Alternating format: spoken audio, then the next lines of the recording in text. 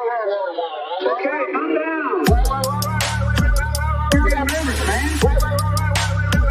You got nervous, man. Okay, calm down. Hello and welcome to a special episode of the Katie Halper Show. We are streaming and reacting to a special debate. It is the fair and free and fair elections debate, presidential debate. And we're very excited to be doing this. And of course, if we lived in a real democracy, we wouldn't have to worry about doing something like this because it would be easy for people to have debates, to enter debates. But of course, as everyone knows, the media has really blacklisted and blackballed third-party candidates. And also the Democrats are going after third-party candidates, in particular Jill Stein. And so this is the free and equal elections presidential debate.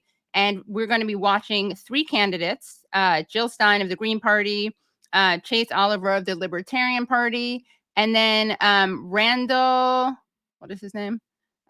Terry of the Constitution Party. So when you see CP, it's not Communist Party, it's the Constitution Party. And we are going to be watching this with two very special guests. One of them you've seen on the show many a time, and that is Briahna Joy Gray, host of the Bad Faith podcast and YouTube show, and Fouad Dakwar, who is a Palestinian-American musician who has a great show called Fouad of Nazareth. So come on in, guys. Welcome, Bri, and welcome, Fouad. Hi. Thanks for having me. Of course. Thanks for joining. And I see some people in the comments are asking why certain people aren't here. I do know that Claudia was invited, and I know she's done it in the past. I believe there was a scheduling issue. That's not an official statement, so don't quote me on that. And if I find out during the stream, I will update everyone. But I do know she was invited and had participated in the past. But how are you guys doing, Bri and Fouad? What are you thinking about this election? What am I thinking about this election?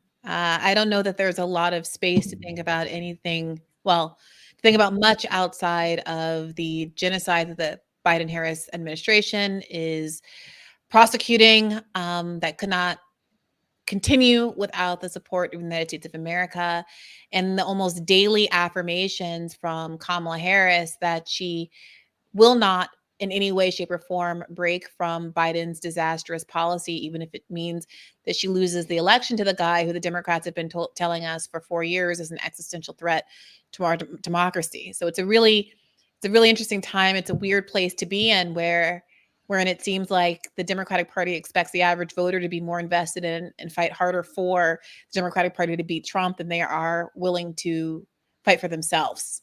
So it's not an optimistic time, I'd say. Yeah. I hear you. What about you, Fouad? I mean, as per usual, Briahna puts it best. I couldn't agree more. I guess I'll start off by saying I'm the only one on the call who hasn't been fired from the Hill, so I'm slacking. I got to keep up here. So where you been? Yeah, right. No, I think that's exactly it. It's a case where there's a very anti-democratic sentiment in this country, period, in both major parties, where we've seen time and time again, it's not on the candidate to alter their positions, to try and react to what the people want and what is just, and in this case, ending a genocide and not funding Israeli bombs, right?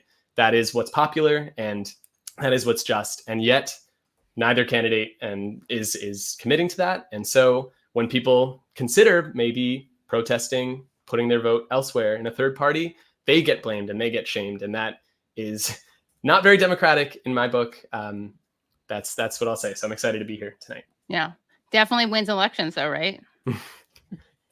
I mean, that's the irony of it. Sorry, go ahead. I didn't mean to interrupt. No. Just 2016 is, yep. Yeah, I was frustrated today by, a series of tweets, but Eric Levitz, who I think was one of the better writers at New York Magazine, now I guess he's over at Vox, wrote one of these pieces arguing that you shouldn't try to hold Biden or Harris accountable at the ballot box because no matter what you do, the Democratic Party will never move left, like no matter what, which is a really interesting and sort of backward argument. I was so irritated by this that I ended up writing a quick radar. I'm calling them debriefs now, but a quick debrief about it that hopefully will come out tomorrow.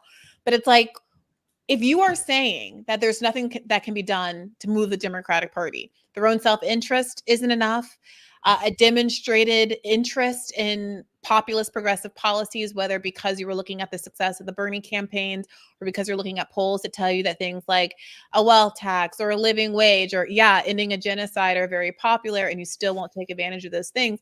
And if you lose because you don't embrace those things, you still won't move to the left. Like, that's a really strong argument for why the party needs to be abandoned in its entirety. Because what are we doing? What are we doing? Yeah. The feeling right now is a party that will perpetrate a genocide and expect you to vote for it. And the floor is a party that will likely do the same, to be honest.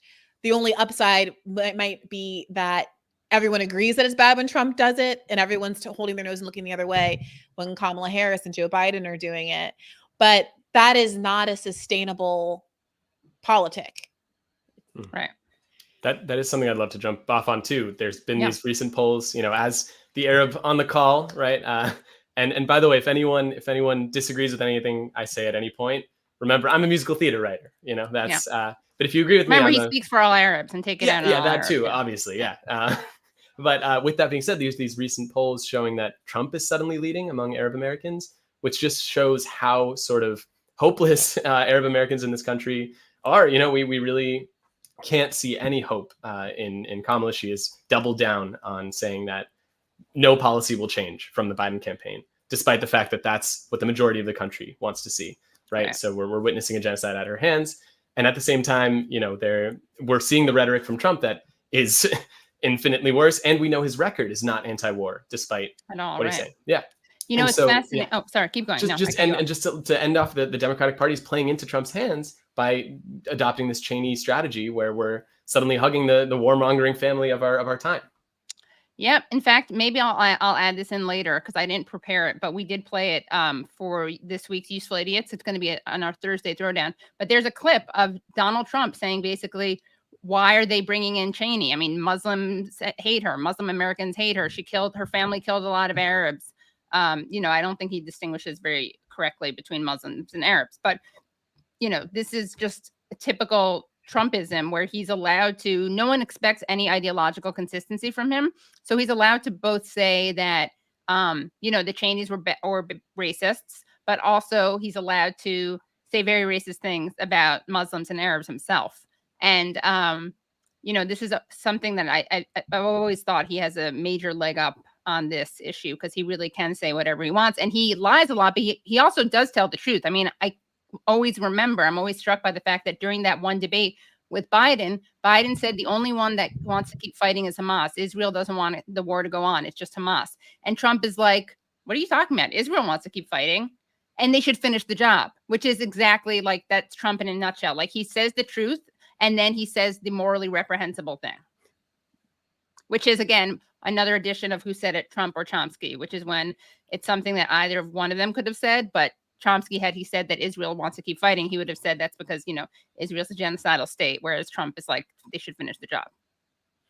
Yeah. I mean, I think earlier, maybe some months ago, things were terrible, obviously, but I was hopeful about what kind of opportunities the mass discontent with the Democratic Party and the Republican Party might lead to. I am worried. I don't know. I mean, maybe, I don't know if anyone else had any insight into this. I am worried about what it might mean if one of these third parties that we're about to listen to doesn't have higher than average attention from voters, higher than average outcomes in the election. Is that a referendum on the completeness of the media blackout? Right. Is it a referendum on the, intensity with which the Democratic Party committed millions of dollars of resources to prohibit ballot access to the left candidates? Is it a fact? Is it partly just, and this is related to media blackout, but a complete lack of awareness that Jill Stein is an option? I mean, I've had more than one conversation with people over the last year or so who, when I bring Jill Stein up, are like, wait, there's somebody else running? That sounds interesting. Tell me about them. And not just in the context of a conversation about Gaza, but a conversation about healthcare or living wage or, whatever, I'm, in the back of a taxi or Uber or whatever. And I do wonder, there were these polls out of Michigan a month or so ago that showed Jill Stein like just demolishing both Harris and Trump among Muslim voters. And now, is that going to translate into something? Trump leading with Muslim voters, how do you reckon those two things together? Is the Muslim American community and the Arab American community aware of Jill Stein? Are they in Michigan but not in other states? Like, I'm very curious about what is actually going on. And I'm afraid we might not know until election day. I'd like to know now and see if there's anything that can be done about it in the next couple of weeks. But right. I mean, I think also what we know is that no matter what happens, she will be blamed. So, and vilified, as will her supporters. So if there's not a significant presence, if she doesn't win a lot of votes, it'll be, oh, look, the Greens are ineffective. They're losers. They're people, are a bunch of losers who won't even leave the house to vote, blah, blah, blah. If she does do well, of course, she'll be blamed. If Trump wins, she'll be blamed for that. Even though, I mean, there's studies on this, which is that, oh, nice, vote Green. Is that why you're wearing that color? I didn't even realize I'm wearing that color too. Look at. Oh, I was wearing an IDF. Oh my God, jacket, we're all wearing green. Yeah, right. That's kind of cool. So Freudian slip, except for on Bree's part, where it's very intentional, obviously. But people. I mean, you had like Ben Jealous making this point, and Ben Jealous is not a fan of the Green Party. But I remember in 2016, he was like, "You guys stop blaming Stein for this. There are a lot of the people who voted for Stein were not going to vote for Hillary Clinton anyway. It's not like, but for Hillary Clinton, it's not like, but for Jill Stein, they were going to be voting for Hillary Clinton. Yeah. Can we talk about that argument for a second? Yeah. I understand why we make that argument. I've made that argument in the past. And I think for some people, it's true. At the same time, I want it to be the case that millions and millions and all of the people who would vote Democrat ultimately decide to abandon the Democratic Party and start a new party, join the Green Party, whatever it is, because the Democratic Party is just not sustainable. Right. The world is not sustainable relying on the Democratic Party to do the right thing. And I say the world because the entire globe is subject to the implications of Democratic Party policy and Republican Party policy. But like, this is the better of our two evils, ostensibly. Right. So yeah, like I understand defensively wanting to say it's not our fault, but then sometimes I'm like, well, you want us to have the power to do that. Right. And I want there to be, I want the contradiction of the Democratic Party knowing in advance that they are risking the election and not doing something that's enormously popular and also morally correct. And that they don't care about winning. It wasn't us. We told them what was necessary to get our votes. Not me personally, I'm pretty locked in, but other people who would be willing to vote for them, we told them, and they still said no. And that's, to me, how you start to crack away at people's belief that the Democratic Party is a good party. They're entitled to it, right? By the Free and Equal Elections Foundation. Right. Well, Bree, we're not silencing you. Let's just take a look. It's already started. Don't worry. I'm going to eject her from this. Yeah. Today with candidates from 3 independent parties in attendance. To kick off the evening, please welcome Loomis to sing our national anthem. Loomis, okay. Oh, say, can you see by the dawn's early light what's so She's also wearing green. Oh my God, yeah. At the twilight's last gleaming, whose broad stripes and bright stars. Oh my God, it said last cleaning. Did you see the subtitle? It said last cleaning. For the ramparts we watch were so gallantly strong. Shitty, I thought you brought me on to sing. Yeah, right.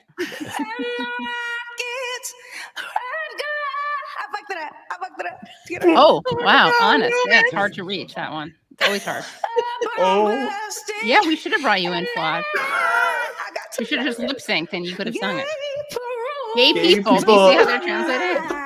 That our flag was still there. Oh, no. It's not just her voice, it's her saying on the broadcast. This isn't boding well for. Fines. Yeah, this isn't going to bode well for third party seriousness. Joy, whatever. She's a relatable That's a queen, libertarian, okay? by the way. Now she's trying to make up for it. Overcompensate. Yeah, exactly.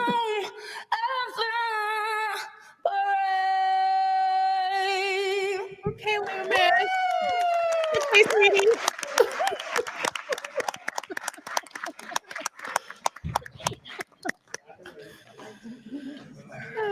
Okay, whatever I say can't be worse than that tonight. Thank you, Loomis. That was beautiful. Appreciate you coming here tonight. Again, my name is Christina Tobin. Brad, they And need with to me bring as you in to do the co-moderator sound. is former U.S. Comptroller General Mr. Dave Walker, who supports and values a fair discourse of ideas. Mr. Walker, welcome. Please introduce yourself. Thank you very much. Thank you.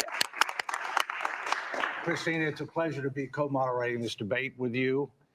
Thank you to our sponsors, to the presidential candidates who are with us here today, as well as all of you who are watching and listening to this broadcast.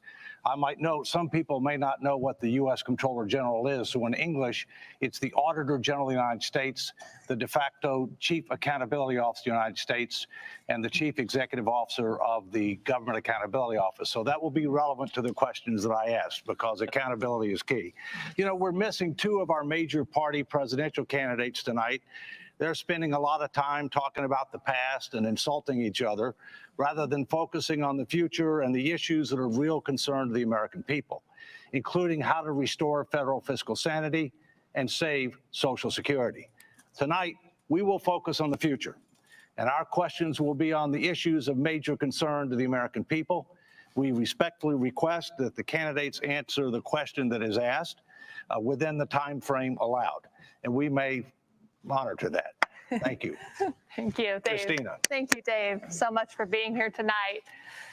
And all of you for your support in making this a debate reality. I also want to thank our sponsors, Joe from Texas, Together, We Vote Foundation, Good Ancestor, as well as our coalition and broadcast Good partners. Ancestor? As disenchantment with the two-party system grows, many voters are searching for alternatives. Today, there are more independent-minded individuals than there are Democrats and Republicans. As the public eye turns away from the divisiveness, we are here to shine a light on the alternative and independent voices.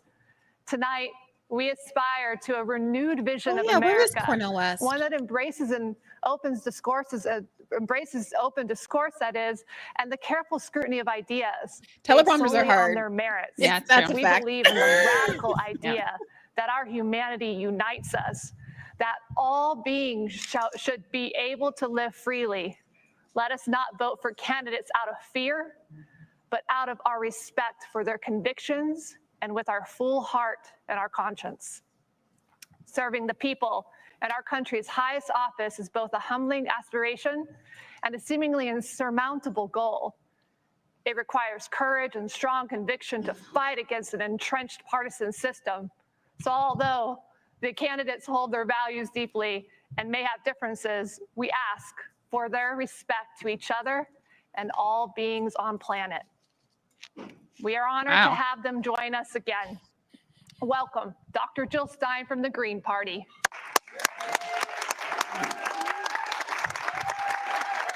Oh, I like the earrings, really glisten at the top. Chase Oliver from the Libertarian Party. And Randall Terry from the Constitution Party. Thank you. Thank you. Tonight's debate is based on the cumulative format of the League of Women Voters. After opening statements, each question will allow either a 2-minute, 1-minute, or 30-second response. Throughout the debate, each candidate will have 4 total opportunities to rebut or expand on either a 1- or 2-minute question. Tonight's questions will be complemented by artists who will perform as a kickoff for our 2025 United We Stand tour, an independent movement spearheaded by Free and Equal Is that Elections. necessary? And stay Wait, didn't tuned that already until the happen? end when we announce how you'll be able to vote for the winner of tonight's debate via ranked choice voting. The order of the candidates was determined by a random draw, and we will start with an opening statement from Dr. Jill Stein. Thank you so much, Christina. Thank you, Mr. Walker, and thank you especially to Free and Equal Foundation. Thank you to everyone who's here live and virtually. This is such an important institution that Free and Equal has been developing, and shame on our political major parties that they are not participating in debates and that the candidates are not here tonight. I'm Jill Stein. I'm the presidential nominee of the Green Party, a people-powered party that does not take corrupting money from wealthy elites and corporations. We are 100% of, by, and for the people. As you know, who funds you runs you. So on that account, we are here for everyday people. We're in this to fight for everyday Americans who've been thrown under the bus for too long. We are the only pro-worker, anti-war, anti-genocide climate emergency campaign on the ballot for nearly all voters across the country, and we're here to demand an America that works for all of us, and we offer specific solutions that are within our reach now. Congress is squandering half of our budget on the endless war machine, impoverishing and endangering all of us, producing failed states, mass migrations. It's time to cut the military budget at least 50% and put those dollars into true security here at home. It's time for an improved Medicare for All system that covers everyone comprehensively and saves us $500 billion a year just by cutting red tape and bureaucracy. We can push back on the housing crisis with a national program of rent control, a tenant bill of rights, and quality social housing. We can fight the climate crisis with a Green New Deal that creates millions of jobs, greening our energy, food, transportation, and housing. And we can pay for this through health savings from Medicare for All, cutting the military budget, taxing the rich, and reviving a productive economy. The need for deep change has never been so urgent. The possibility of that change has never been so close at hand. Go to jillstein2024.org to volunteer, donate, and Thank seize you. this moment for the perfect storm. Thank for you, peaceful Mr. Chase revolution. Oliver. Thank you. Good stuff. Thank you very much to our moderators, to my fellow candidates, and to the Free and Equal Debate Foundation for having an open and honest discourse and debate, which is something that is lacking in the mainstream of American politics. My name is Chase Oliver. I'm honored to be the Libertarian candidate for President of the United States in the 2024 election. I'm honored to be the independent voice that's on the ballot in the most states in this country. And if you need an alternative voice to fight for you, I am that person. The Libertarian Party is a party that roots itself in the philosophy of non-aggression. If you're not harming other people with your behavior is perfectly acceptable and should not be regulated or controlled by a government or any other entity. You are free to be yourself. Because if you're exercising that right, you're exercising self-governance. And if everybody exercised self-governance, there would be no need for any other form of government. Absent that ideal, we need to fight to keep government small, transparent, and accountable to each and every person. We need to cut the size of the state. There is no way to tax ourselves out of the deficits and debt that we are currently facing that will cause calamity for future generations if we continue to let it mount. Right now, $9 billion a day is being used just to finance the interest alone on the debt. And I think there are a better way for American people to be using $9 billion than to be funding the interest on the national debt. We want to tear down the state and decentralize ourselves as much as possible because we know central planners in Washington, D.C., A, are not acting in your best interest. They're acting in the interests of those who fund them, namely corporate America.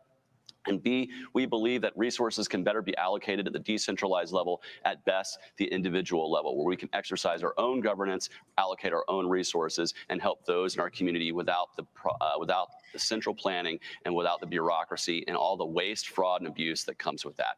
Each and every person should be able to live their life as they see fit. Go to votechaseoliver.com if you believe in the message of living in peace. If you live in peace, your life should be your life, your body should be your body, and your business should be your business, not the federal government's. Thank you very much. This is what they always do. They say you could better allocate the money we're using for war, Randall and then Terry. say we Thank shouldn't you so much allocate for any the of that money privilege at of being all. here. Right. The Constitution Party nominated me, Randall This is Terry, my to be favorite their guy. presidential candidate. Our party is unique in that, number one, we strive to base everything that we do and believe and promote on the Constitution. It's not an antiquated document, it's the governing document of this country. But beyond that, we strive to build everything that we say and do, our policies, literally the foundation of culture and society, upon the Judeo-Christian ethic given to us through Moses and Christ. And as I said in the last debate, if anyone thinks that they're smarter, wiser, more just, more fair, more merciful If they think they're better than Moses and Jesus, run from that person. Karl Marx, whoever they are, run away.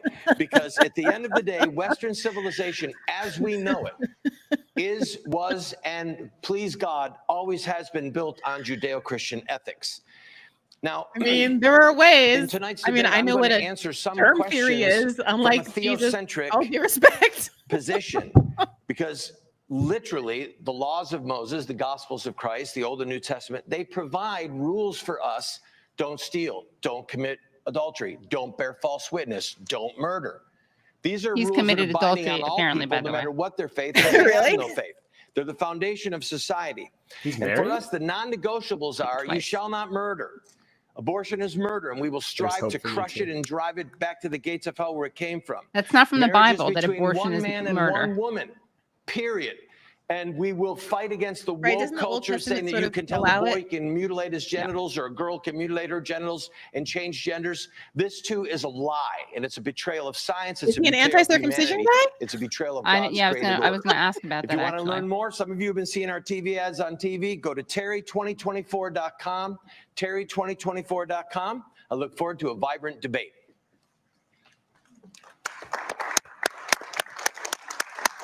Thank you, candidates. We'll be right back. All right. So what we can do is we can react during these commercial breaks. Oh, sorry. I wanted to show. No. We can do it. You know. We welcome singer Oh, yeah. I don't think we need to hear the Lecky music. performing for collective prosperity. Oh my God. Wait. Is this like libertarian music? Collective Katie, prosperity? I feel like we do need to at least give this a I'm chance. honored today to Okay. sing two poems from Rumi, one of the greatest that's cool. poets I like and Rumi. mystics. Can you hear me? Yeah, we can hear you. The greatest Well, poet that's a and Rumi mystic line, of Katie. the history, All right. who spent his life Rumi, can you hear me? inviting humanity Brad, you need to do their to tech, unite their sound. and live the great truths. These poems has a message to remind us that our You guys, look at this comment. I have to. struggles, shared struggles, or our united future depends on the choices that we make. I hope you enjoyed this moment, and just as importantly, the result of this significant occasion.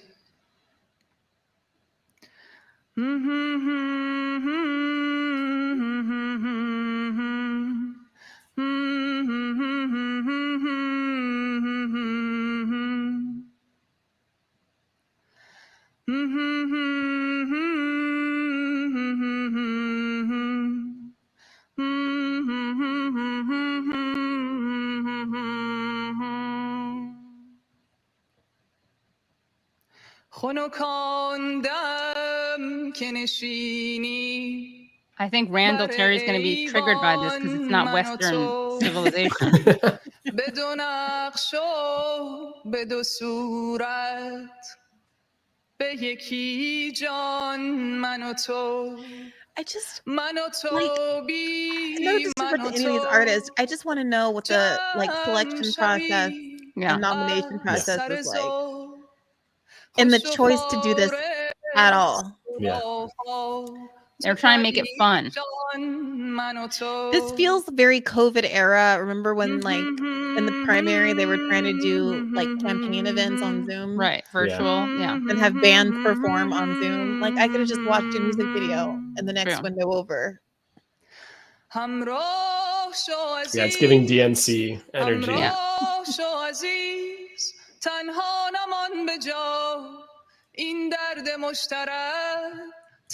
Jill is moved.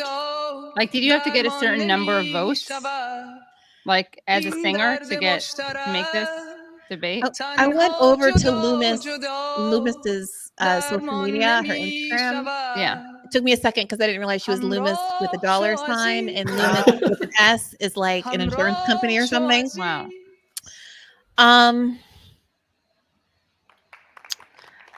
That was Look, good. it's hard to make it, you know. True. And I who barely use my Instagram do have more followers than she does. Who do you think makes more dollar signs? Loomis, the insurance company? The current challenge Loomis, of affordable Definitely the housing. You'll have former. 1 minute to respond. Okay, affordable housing in 1 We minute. do have an affordable housing crisis, a really emergency. Evictions are at an all-time high. Homelessness is at an all-time high.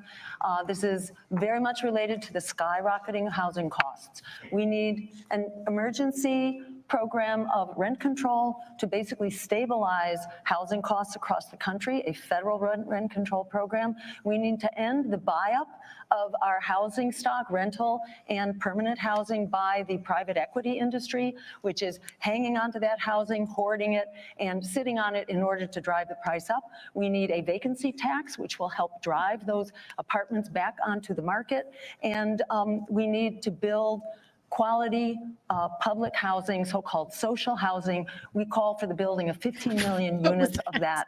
And in part, that can be funded through the Green New Deal. By declaring a climate emergency, we unleash over $500 billion every year to deal with that crisis, which includes building quality, environmentally sound housing. Thank you. Thank you. Oh, Katie, I wish you would stop clapping. Thank you. Chase Oliver. So first and foremost, we need to understand that the housing crisis, by and large, much of this is a local issue. It's a fact of supply. The reason why housing costs are rising so much is that the demand is much greater than the supply of housing that's been built. And a lot of that is due to restrictions. My zoning episode of Bad Faith regulations, tomorrow is about why NIMBYs, this is not in my wrong. backyards, Oh, good. who say Give they us want to a, solve the problem. They don't want to build multi-unit a hint. housing in their neighborhoods. These kinds of zonings need to end. And also, we need to address the fact that even in a local government sense, you don't really own your home because you pay property taxes. And if you don't pay those property taxes, the government can come seize the home that you apparently own. And so this is one of the reasons why we fight taxation at every level.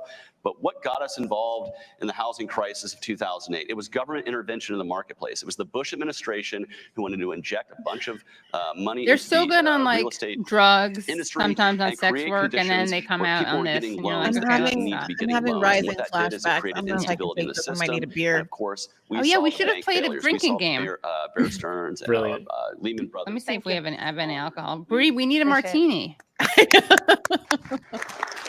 Also, Randall- if they Randall keep going in Terry. this order, Jill will never I get am to a respond to the well-dressed, True. Libertarian claim. Great semi-articulate point. squatter, What? or a serf, if you will. Because even if we pay off our mortgage, which we hope to do soon, we don't own the home. The government owns the home. And one of the principles that we fight for, along with the Libertarian Party, is the complete abolition of property tax. It Oh, I thought I is was gonna say not property. That would've been home exciting. ownership. It is based in a Marxist principle that everything belongs to the government. He had an ad The where he started inflation, the rapping, insane and now I'm inflation that's always going like, on is he in the gonna housing start? market No. is Yeah, I based- know. Yeah, He's I a gotta good find singer. it. It was real. based upon interest rates being so I low. can't wait to show you It guys was his also photos. based upon BlackRock and other huge institutions just buying up houses. It's supply and demand. It's driving up the cost of housing. And we long for the day when every man can sit under his own fig tree enjoying the fruit of his own vine and not have to pay property tax and not have an exorbitant I don't think that comes from the mortgage and Bible, not have that BlackRock last as their landlord. Thank you.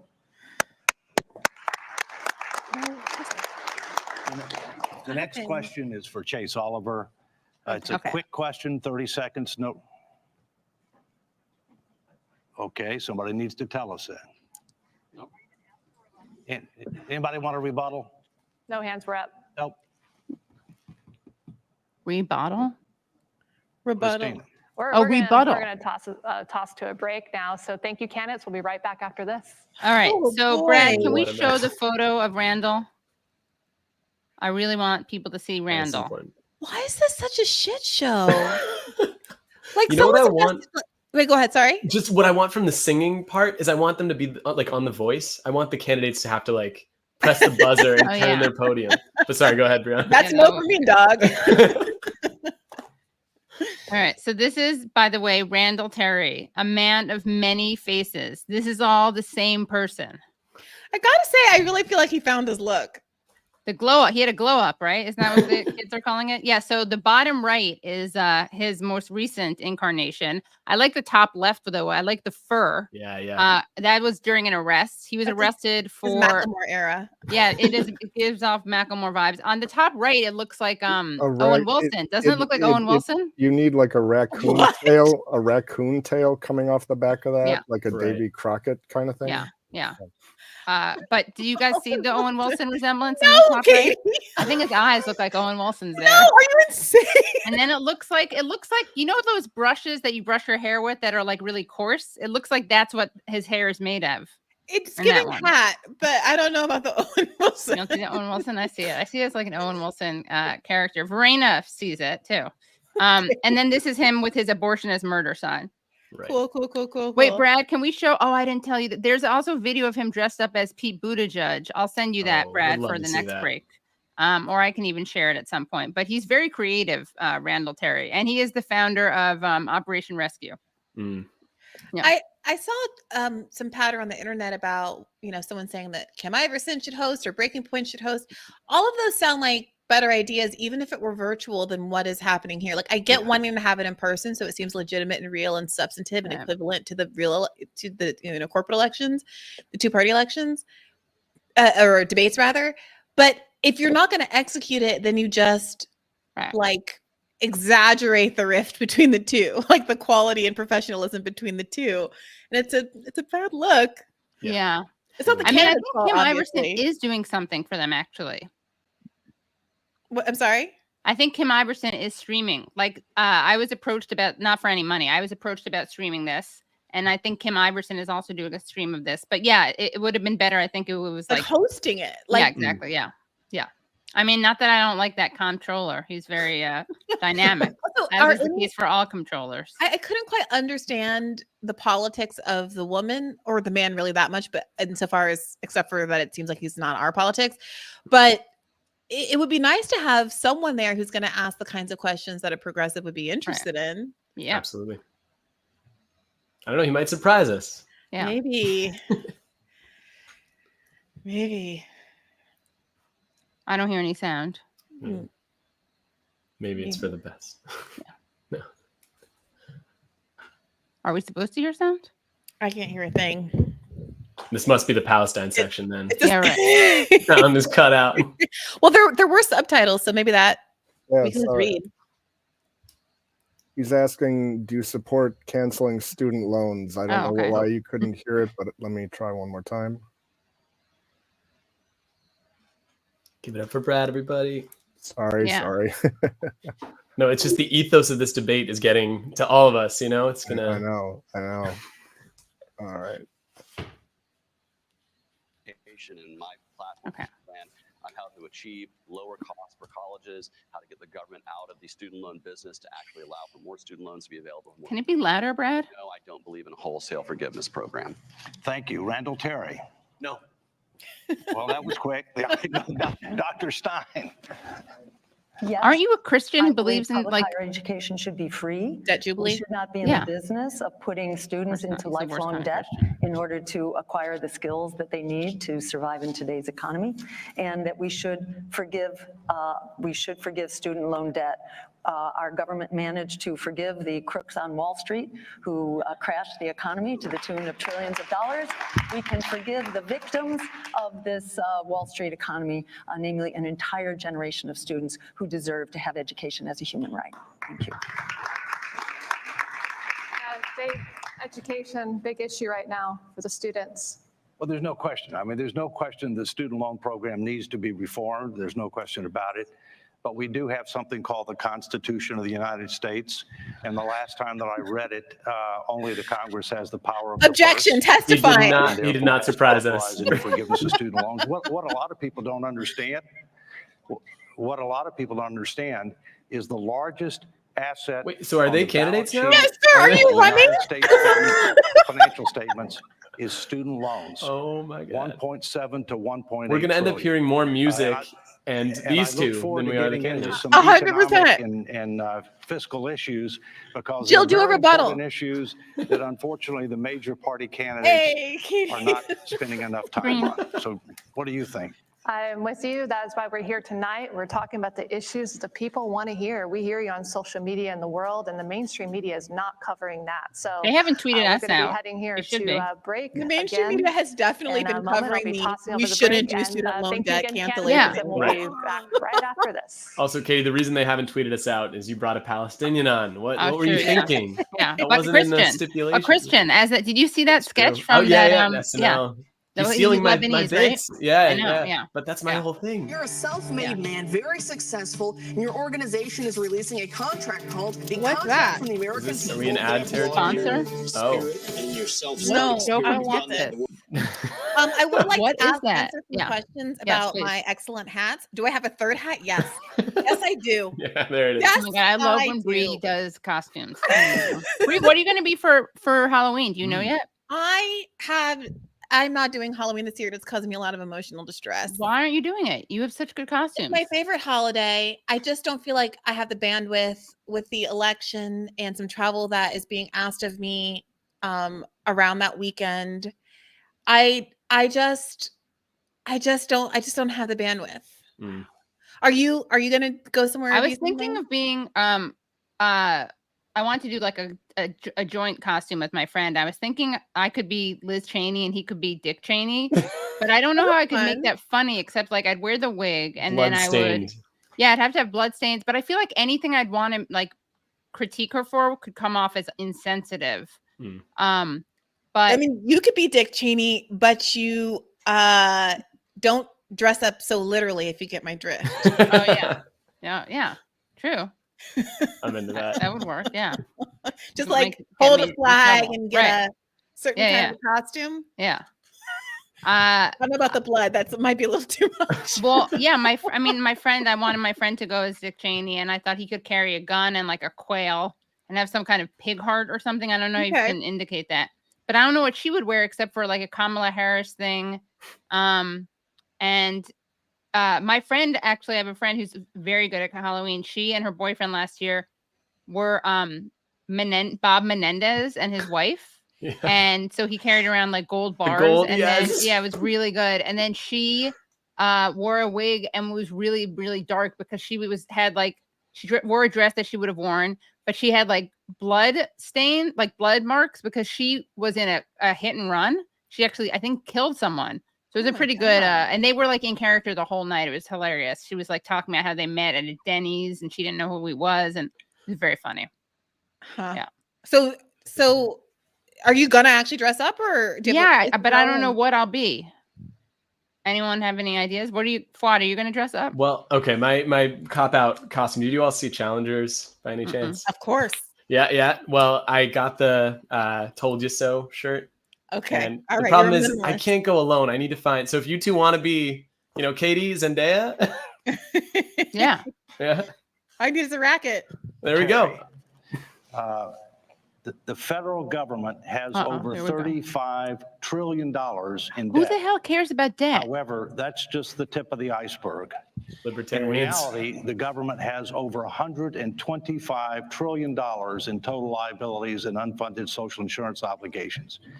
Interest is our second largest expense. It's Jill's past doing great, but I defense do and want it's her to past like Medicare. take this and, and it's like growing just have a rapidly. conversation and reframe What it. steps would you take to Not put our just, like, federal finances in Give order? the answers, Because they're clearly out of control.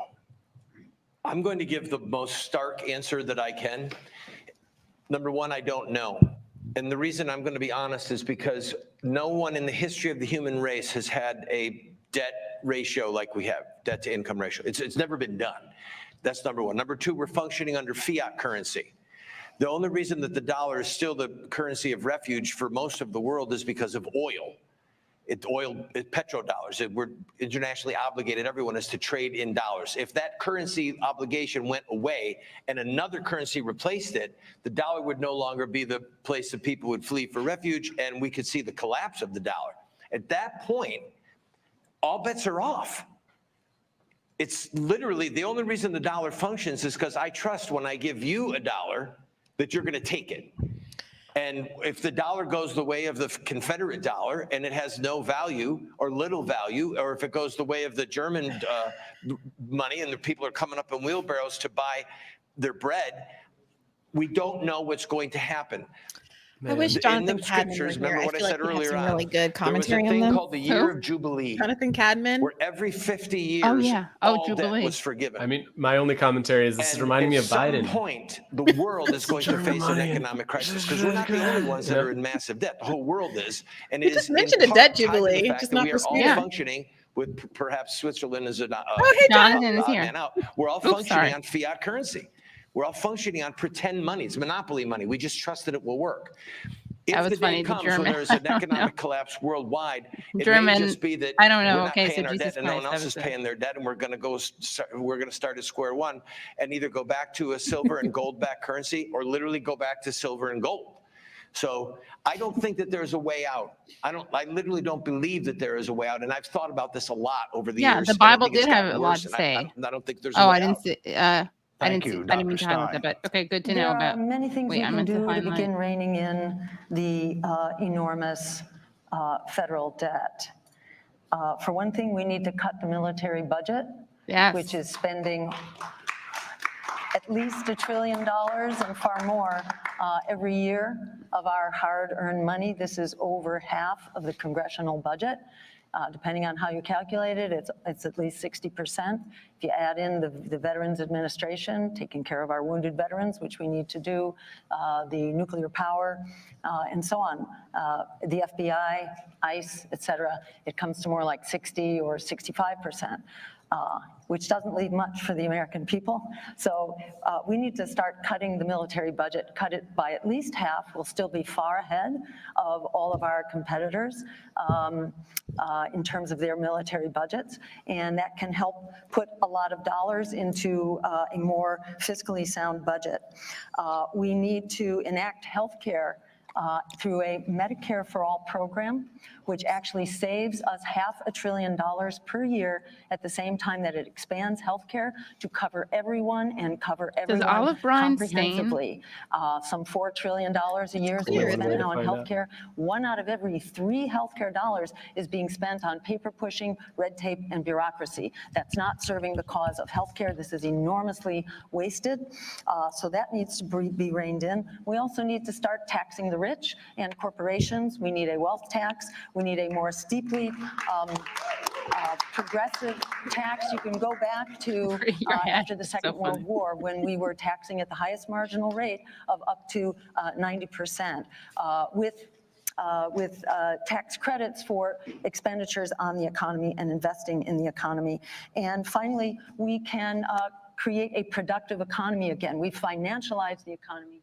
We need a productive economy that's capable of actually. They're really strict about this. I mean, for a debate that's such a shit show, you'd think they'd be a little bit more flexible with their time limits. They need more time we need to cut the for Pentagon mediocre budget. music. Terry, In the might be too interstitials, far gone Katie. to actually Yes, fix this true. problem, but I want to say we have to attempt to fix the problem, and that starts by cutting out what government does. Government does way too many things, and that's the reason why we run trillion-dollar deficits every year. Is because they Wish we had Adam exercise Johnson power on to talk beyond their about boundaries, deficit beyond what they hawking. should be doing under the Constitution, and this costs a lot of great. money. This failure to get our fiscal house in order will lead to calamity for our kids and grandkids. This is why I support balancing the budget today, submitting a balanced budget to Congress, and if they don't bring me one back, it's a vetoed budget that I would return back to them if I were president of the United States. We have to hold ourselves to that higher ideal. Now, right now, again, $9 billion a day is what we're spending just to function the interest on the debt. And I'd like to believe that we could just tax the rich and tax our way out of it. But if we taxed every single billionaire in this country, we would fund the government for less than a few months. I don't And it would think be that's gone. true. And there'd be no new wealth created by their economic activity. We cannot tax ourselves out of the problem. We have to Also, cut she didn't say spending. we're just going You to know, how tax we them. pay She back talked debt, about a you lot don't of do it things by we're going to taxing cut, but regular she don't want to talk individuals about either. that. What do you do when you're in debt? You have to sell some of your assets to pay Oh, for I that. hate when We have people lots of federal compare it land to that we like can start to like gradually personal sell off and finances. index It's to so only pay stupid. down I'm the debt, not- So pay for dumb. other I understand programs, why she might and we not don't want to need get be into it adding more directly with the social others, programs to the but I kind of cost want her to every engage on year this. on our budget.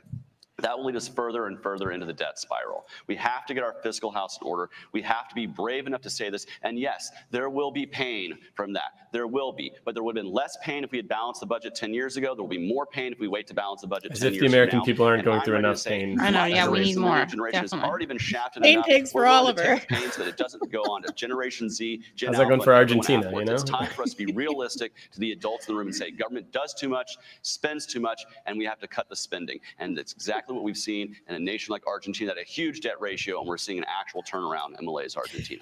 Thank you. Oh, yeah, we love Any Nelly. rebuttal? Me like 300% whatever time it is. inflation. I There's know. no concept that what a debt crisis could do to us because the government is sending us money. It saved businesses. Literally, people went out and bought guitars and bought all kind of electronic stuff. America became the Hey, nothing wonder wrong with of the buying a world guitar. Yeah, I know, economically, seriously. because from the 1600s to the 1913, with the introduction of the direct taxation, we averaged 1 to 2% total taxation. 1 to 2%. With the exception of right after the Civil War, there was a 10% tax to retire the war debt. We were the economic wonder of the world. If the government would limit itself to He's like America constitutional peaked spending, in other words, here's what the government 1850. is allowed to do. Oh, we need money for roads. Oh, We no. need money for the post office. We need money for military. Okay, but most government programs and most government expenditures are not constitutional. So we have to get rid of them. And God Almighty, who made heaven and earth, only wants 10% from everyone. So Jill Stein's Wait, idea, we know the Green his Party's tax idea that rate? we're going to I think tax he's the saying, wealthy like, at 76 alms in the and 80, Bible. 90%. That's tyranny. You know. That's Marxism. It is evil. It is Marxism. theft. And it is unrighteous. What's funny is Any he other looks like a communist professor. He looks like a Marxist, a Jewish Marxist professor. Yes. So I agree that we do need to cut some spending, and that should be on corporate welfare and on the military budget, which are robbing us blind. Studies have shown that much of the inflation in the last several years was actually greedflation. It was needless increases in costs in order to contribute to the profits of corporations. We're looking at a massively inflated military budget right now, which is largely accruing to the profits of the war contractors, and the same thing with fossil fuels. Those prices have massively escalated, and the profits of those companies have actually doubled. If you look at Argentina, and I'm glad, Chase, you brought up Argentina, you know, an example of a libertarian government. I think it's the only one I know of. There may be others out there, but I'm not aware of them. You know, we're seeing at what shock therapy looks like, what public austerity and deregulation looks like. And from what I've heard about this and read recently, the poverty rates are up about 50%. Yeah, it's not going so good. And we're done. Yeah, So- and we're done. And people are eating out of Another trash rebuttal? cans. I They're think we're suppressing done on the protests in the rebuttals on this. street. They It's keep going. horrible. Yep. Am I able to rebut? Chase was I up. apologize, Chase. Please go right ahead. So I'd like to say, yes, corporations are greedy, but it's not just greedy corporations that cause the inflation we're facing. Greedy corporations were greedy in the past. They're going to be greedy in the future. They're driven by the almighty dollar. So what are you going to do about it? Yeah. Right Let now them is the have fact free that we print reign. trillions of dollars out of thin air and deficit spending. It creates the inflation that we're all feeling. It creates the pinch you're feeling when you go to the grocery store. Yes, corporations are greedy. This is why we need to get rid of corporate welfare like Jill said, but get rid of all subsidies, all carve-outs, all deductions, and flatten the tax code so more people can enter the market as emerging entrepreneurs. So they don't have to be employed by the man. They can become their own boss. They can start their own business and create their own economic Everyone can be a activity. This would podcaster. bring about a huge amount of jobs in this country through the free market, but we have to reduce spending. Deficit spending is the primary driver of inflation, and we cannot tax our way out of it. Taxation is theft, and we cannot let the government steal out of our pockets to pay down the debt that they've created for themselves through unconstitutional actions. Thank you very much. Randall, did you rebut? One word. You want to get rid of all of this debt? Anwar. All right, we got And to more. toss to a What? break. Say. So, All right. thank you, candidates. Eepa, We'll be right Eepa. back with The audience debate. is heavily stacked for Jill. She's the only one getting applause. Yeah. Now, Oh, we got another. please help me welcome. I'm kind of. Why didn't they singer, ask me? I'm a beautiful little bit I know, salty seriously. about it. for You could have decades, also. Samuel J. Oh, this looks and promising. saxophonist Scott Page. Oh wait, Brad, I have to send you the Buttigieg video to play at some point. But let's listen to this guy. Oh, and I have an update from Claudia de la Cruz. Oh. All right, hold on. You guys want to know what? Claudia's not here because here's what she told me. We believe that third-party debates are useful and necessary as we fight for the expansion of democracy and the rights of our people to have real options. Unfortunately, I'd previously scheduled events that I could not reschedule, but support the efforts of Free and Equal in taking up the task of convening these debates. There you have it. Well, she's missed. I mean, Yeah. I'm curious. Do you all think it's sort of a 2v1 scenario here with Jill being the like left-leaning candidate? Do you think that's helpful for her to like stand out more, to be able to? I don't think it's. I think it's kind of neutral at this Yeah. point. Right. I mean, like a couple of times it would be me, Robbie, and Jessica on Rising. Mhm. And it was nice to have someone like yes and you and like bring up points that you might have forgotten Yeah. and to take up like more airtime for your perspective than, you know, Robbie got to have. But it's not like they're going to fight with each other for obvious reasons, and that's a good thing. And it's not like the other two are especially compelling. So in some ways, you know, it would be nice, but I don't think she needs it. Yeah, you're absolutely right. I do wish, like you said, Brie, that she like would just sort of talk to the audience a little bit. The fact that she read her opening statement, I was like, Jill, I've seen you, you know, on the stump. You can speak from the heart. Yeah. I think I would prefer more of just like leveling with the audience and being like, let's talk about how ridiculous, you know, this shit is. Yeah. Well, I do wonder if also the time constraints make her want to stick to her notes, because that's putting like weird pressure on this. They're not letting you have a lot of time to like meander and kind of get, you know, kind of tell a broader story. And she has a good story. Mm-hmm. But, you know, she's like clearly winning, so it's hard to have much in the way of complaints. No, you're absolutely right. To all the people who have been asking about these hats. Regrettably, these are not from the Jill Stein store, from the Green Party store. I have been encouraging them aggressively to make hats like these. Yeah, why are they doing that? I personally did not find any of the hats they had on offer were congruent with my personal style.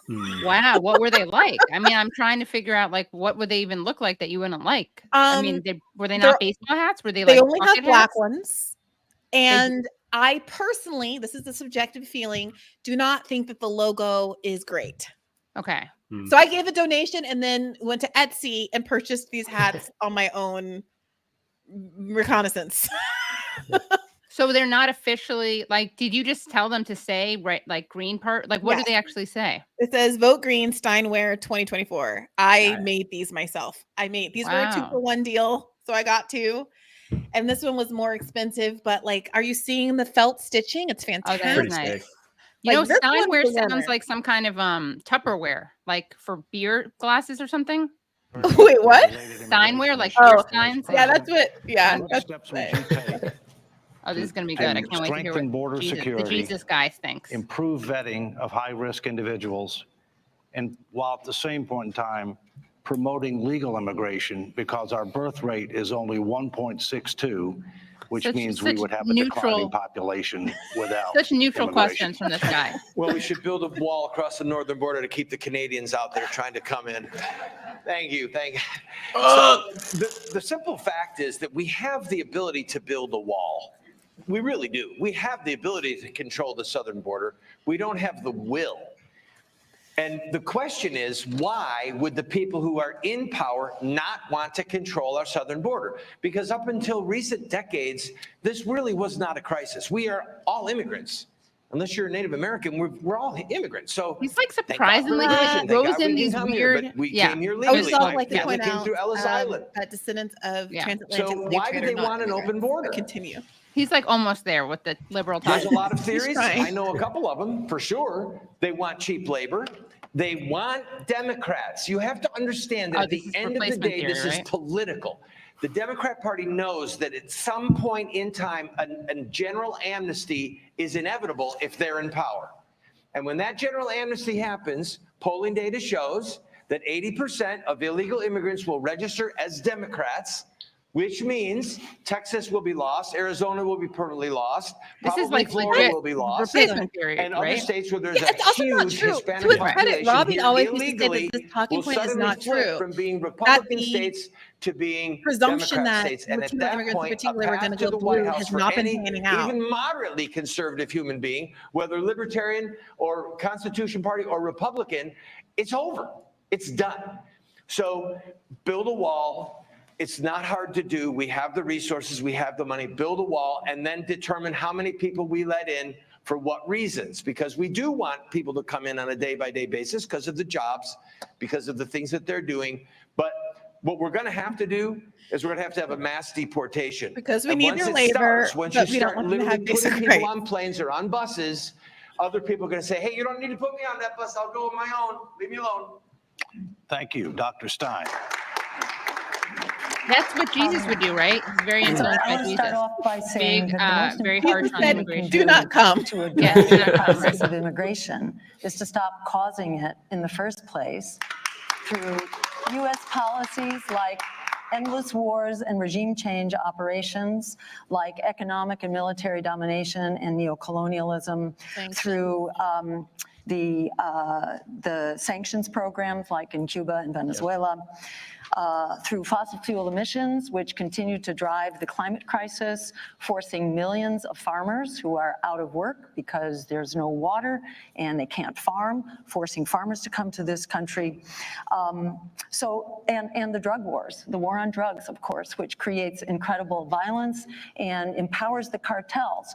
So there are many things we can do, even right away, to reduce the pressure pushing people here. And that should be the first thing that we do. And on our day one in office, our administration will legalize cannabis for starters to help take the rug out from under the drug cartels, which are forcing people here to flee. We will also end the sanctions on Cuba and Venezuela to stop destroying their economies. We will pay attention and use the Green New Deal to reduce the climate conflict of emissions. interest. I just realized Green New Deal. The climate causes of migration, which the UN says it will be about 1 billion people by the year 2050 who are climate immigrants. And then let me say, walls kill people. They don't actually work. They kill people by forcing routes of migration, and they kill wildlife and they kill ecosystems. And drugs are not coming across the border in faraway places. They're coming through portals of entry. So we call for a civil infrastructure for actually doing the background checks as people come in and providing people who pass their background checks papers like in Ellis Island so that people can come in and go to work and be an actual asset to their communities. Well said. God, it's so refreshing to hear someone not debate against immigrants. It's been Yeah, long. seriously. I want to say first and foremost that I agree with Jill Stein on many of the things that are causing migration in larger numbers to come to this country, namely the drug war destabilizing our southern neighbors. That's something I absolutely oppose. And let's fight the war machine. Let's fight the drug war together. We can combine ourselves to fight in that effort. What I want to see is a 21st century Ellis Island. I think if you want to come to this country, you should come through a port of entry, declare who you are, do a quick background and medical check, and then you should be able to come into this country and work. What is driving down wages? The illegality of immigration. Let's improve legal immigration by streamlining the process, letting more and more people come here to contribute.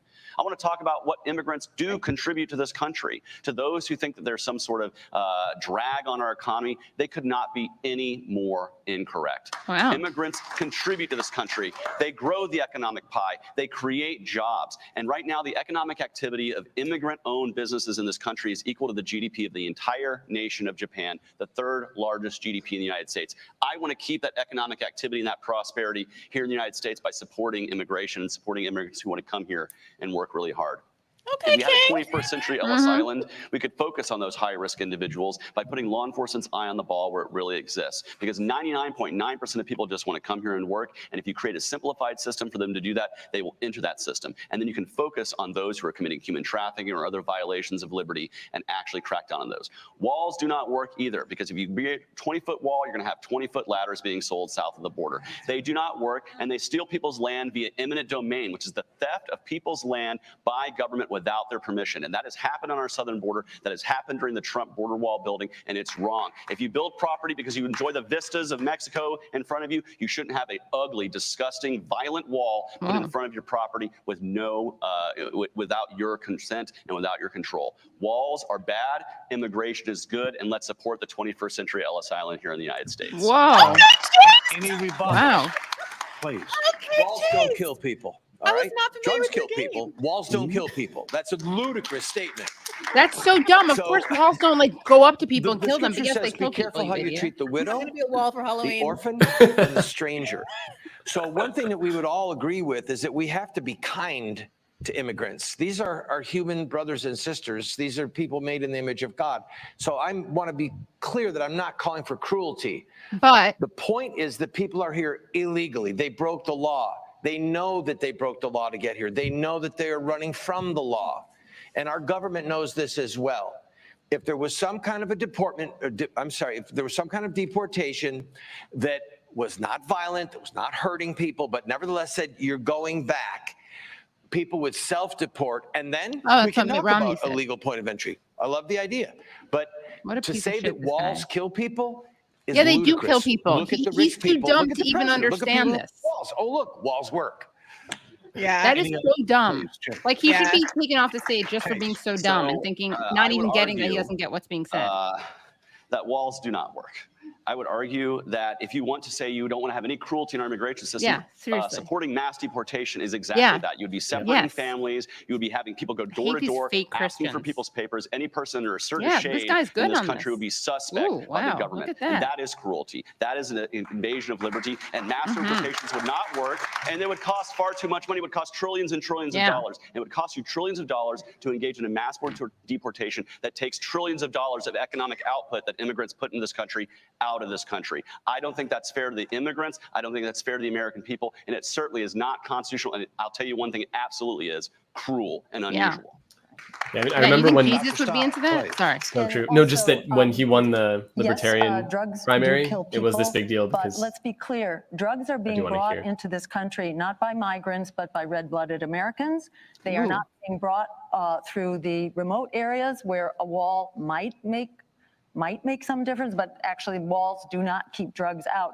Drugs are coming in through major portals of entry, not through remote areas, and they are being brought again by Americans, not by immigrants. And the notion that migrants raise the crime rate is also Totally exactly false. Migrants are law-abiding, community-supporting, stable people. They actually make the country safer. Yes, there are occasional exceptions here and there, but this is a game of numbers. And overall, migrants are hardworking, dedicated family and community people. They make our country and our communities safer and more prosperous. And we need to celebrate the contribution of immigrants to our country. This is what makes Thank you. America great. Wow. Thank you. Thank you, candidates. We'll be right back with the debate. I think the ball guy's angry that like 2 out of 3 were compassionate towards immigrants. so true. I was going to say that I saw a comment in chat about like what is Oliver Chase's policy on Israel. I'm not sure, fully, but I know he is for a ceasefire. So like amongst Chase? the libertarian, yeah. Oh, interesting. And he came out pretty early for it, it seems like. So in the Yeah. grand scheme of things, I also heard on trans rights, obviously it's a low bar these days when it comes to transhuman rights, but apparently he was more so on the progressive side there. So the fact that he came out. definitely. Libertarians That guy are wrote a fine book on called that. like "This is Yeah, She, yeah. This is He" or something. Terry Randall. Sorry. What were you Yeah, saying? Bree? libertarians are generally fine on those social issues. Like they just want to leave well enough alone. Chase Oliver is, a member of the LGBTQIA community. Like that's Oh, I not didn't know that. surprising. Okay. Yeah, he's gay. Like that is not surprising. That's why like it's so frustrating when you're talking to them and when you're like co-hosting with one because like you're getting like there's like you're like vibing and you're like, oh, this is fine. We both hate this war. We both hate this cop. And Right. then you talk about, a homeless person. Right. And it's all bets are off. Yeah. Oh, and he did vote for Obama, Chase Oliver, actually, Oh, because yeah, of his he's- anti-war stance, because he Yeah. he believed it. Like, I mean, I did for about 2 minutes. But wait, guys, Brad, can we show this clip of you're not gonna believe who this is. This is Randall. What's his name again? I always Terry get it Randall, backwards. yeah. I know, Terry right? It's Randall, an easy, right? both It's- Chase yeah, Randall Oliver Terry. and Yeah, him. Oliver, Chase- exactly. So this is Terry Randall dressed up as Pete Buttigieg, whipping Jesus Christ. Signs That's all hot. over hell. Yes, beat your savior, beat him. I hate this guy. Yes, more blood, Peter. Every vote is a lash on the back of Christ. I think Terry Randall is the devil. I don't think he's the Pete. Yeah, that makes more sense. Yeah, Who can tell this man is like I know. Well, who's the character from Arrested Development who keeps showing up in costume and delighting the mother? oh, who is that? You know what I'm talking about? Oh, it's Mr. Perlmutter. It's not Perlmutter, but it's something like that. Doctor, somebody. I haven't seen Anyway. it. I'm sorry. I can't help you out. I did do a deep dive into the Constitution Party yesterday, and obviously, Yeah. like the Libertarian Party, there are some things we'd agree on, right? In the platform, he talks about, like ending the Patriot Act, Right. stopping NSA spying powers, right? Those are obviously things we would agree on. And then there are other things that are just so absurd. There was one line I picked out in particular that was so contradictory. I had to share it with you both. It says, "We call on our local, state, and federal governments." This is in the pornography section of the thing. You gotta have that. To uphold our First Amendment right to free speech by vigorously enforcing all laws against obscenity. So we're going to uphold free speech by really cracking down on any, speech or anything obscene or anything that might make people uncomfortable, for adults, obviously. Like, wow. So. Yeah, it's Jean Parmesan. Jean Parmesan. Yeah. That's right. Sorry. Wow. That was not worth the callback. My equivalent is it's good. The dean in community. Obesity and our health crisis. Obesity. How would you make Americans healthier? And would you limit the use of GMOs, forever chemicals, and toxic farming practices while at the same time maintaining our Diagonalism. production of stable and affordable supply of food? Jill, please. So I think, first off, to have a healthier food system, we want to get the corporations out of the business of establishing the regulations that govern our food supply, like GMOs, for example. Monsanto and its executives should not be able to rotate through the revolving door between their corporations and then regulatory agencies. The answer is not dissolving regulatory agencies, unfortunately, because there's a lot of stuff out there that your average ma and pa and family do not know enough about. We've got corporations that are producing a lot of stuff, and a lot of it is extremely toxic. We know about the PFAS epidemic, lead, PCBs, pesticides, et cetera. As Americans, we are really burdened with chronic disease, and this is not She is a medical doctor. inseparable, or this is not separate, shall we say. This is not separate from our very degraded corporatized food Bring supply, that up, which is because people driven really by don't know.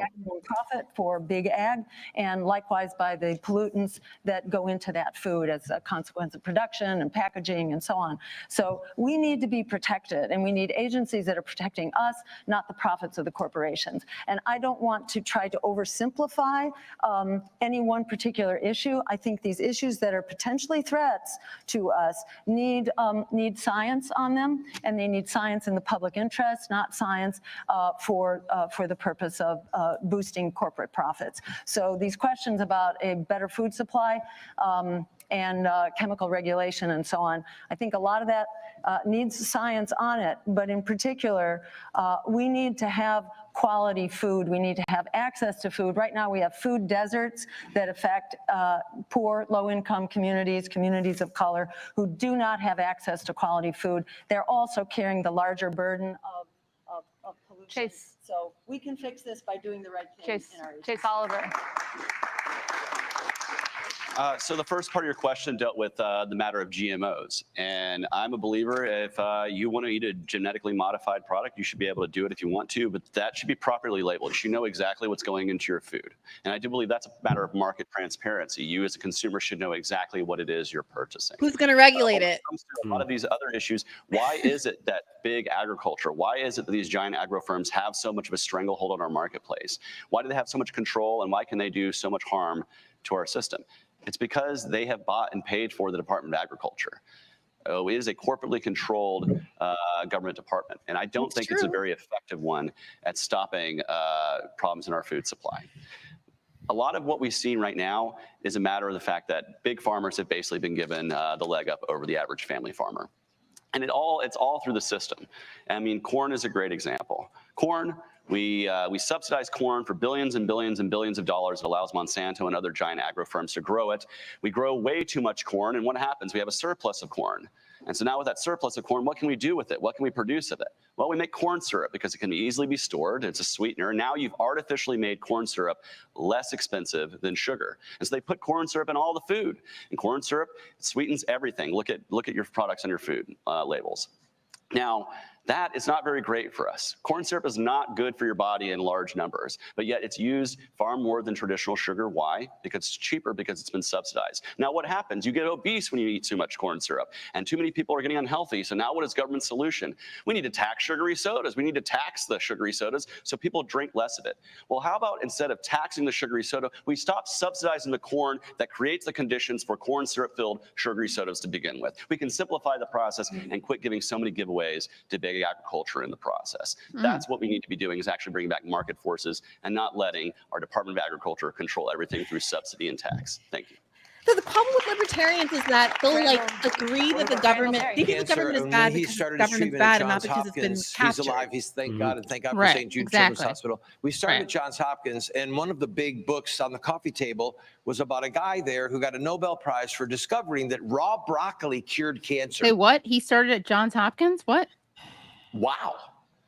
And it's proven scientific fact. I'm going to need And the Dr. sugar, we Jill know, Stein to bust feeds up that cancer. Harvard med degree. So they're at the hospital giving kids who agree to have, giving them, they'll take their chemo. Here's your lollipop. You're going to feed the cancer, but no one on the staff that I spoke to knew that that book even existed and that a Johns Hopkins He looks like he's in professor costume. discovered that Bree. broccoli cured cancer.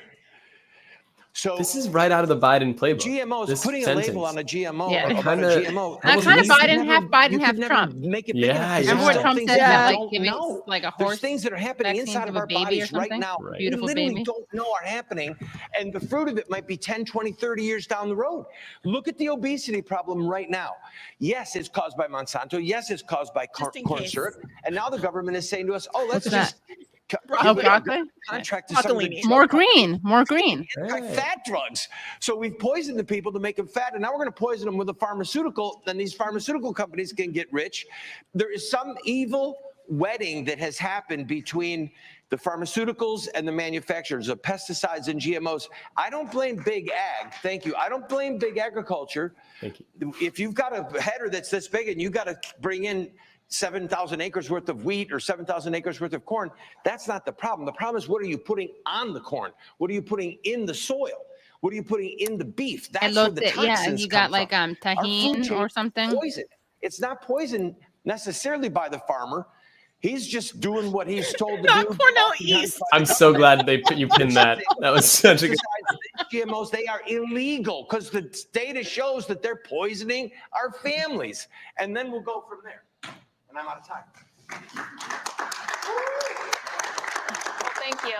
Candidates will be right back. All right, I want to show you Terry Randall's book, a little video trailer he did of his book, a sneak peek. Brian, can we play this? My friend, we just finished our Yes, upcoming that is Terry children's book. Randall. Is it he or is it she? Oh God. I'm excited about this. It is designed to fight the transgender insanity that is ravaging our country. And this book is for children. Now you get to decide if it's for a 6-year-old, an 8-year-old, a 10-year-old. And it is also for moms and dads and grandmas and grandpas. Oh, you get to decide about your children's upbringing? Yeah, seriously. Let me read you just a few of the panels. I really am so happy with this art. Over 40 illustrations. Wow.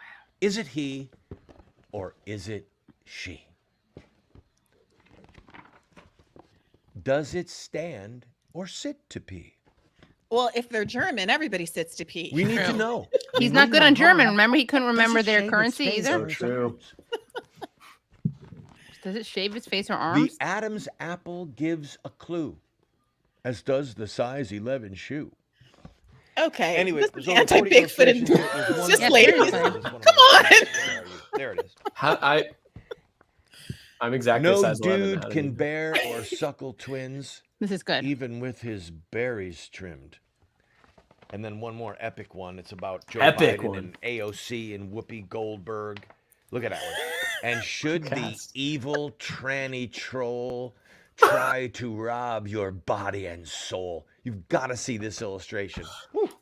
Talking about CNN. That was Fox, awesome. MSNBC, Wall Street What does that Journal, have to do with Whoopi Goldberg and Southern Poverty Law AOC? Center. Anyway, we need to raise about $7,000 to print. Oh my! There it 2,000 is. There it This is. reminds me of art Waiting paid for Guffman. He's like, what I need from you is I'm asking you to $100,000. go to And the way they call us grifters, I'm not even selling these hats. Do you know what I mean?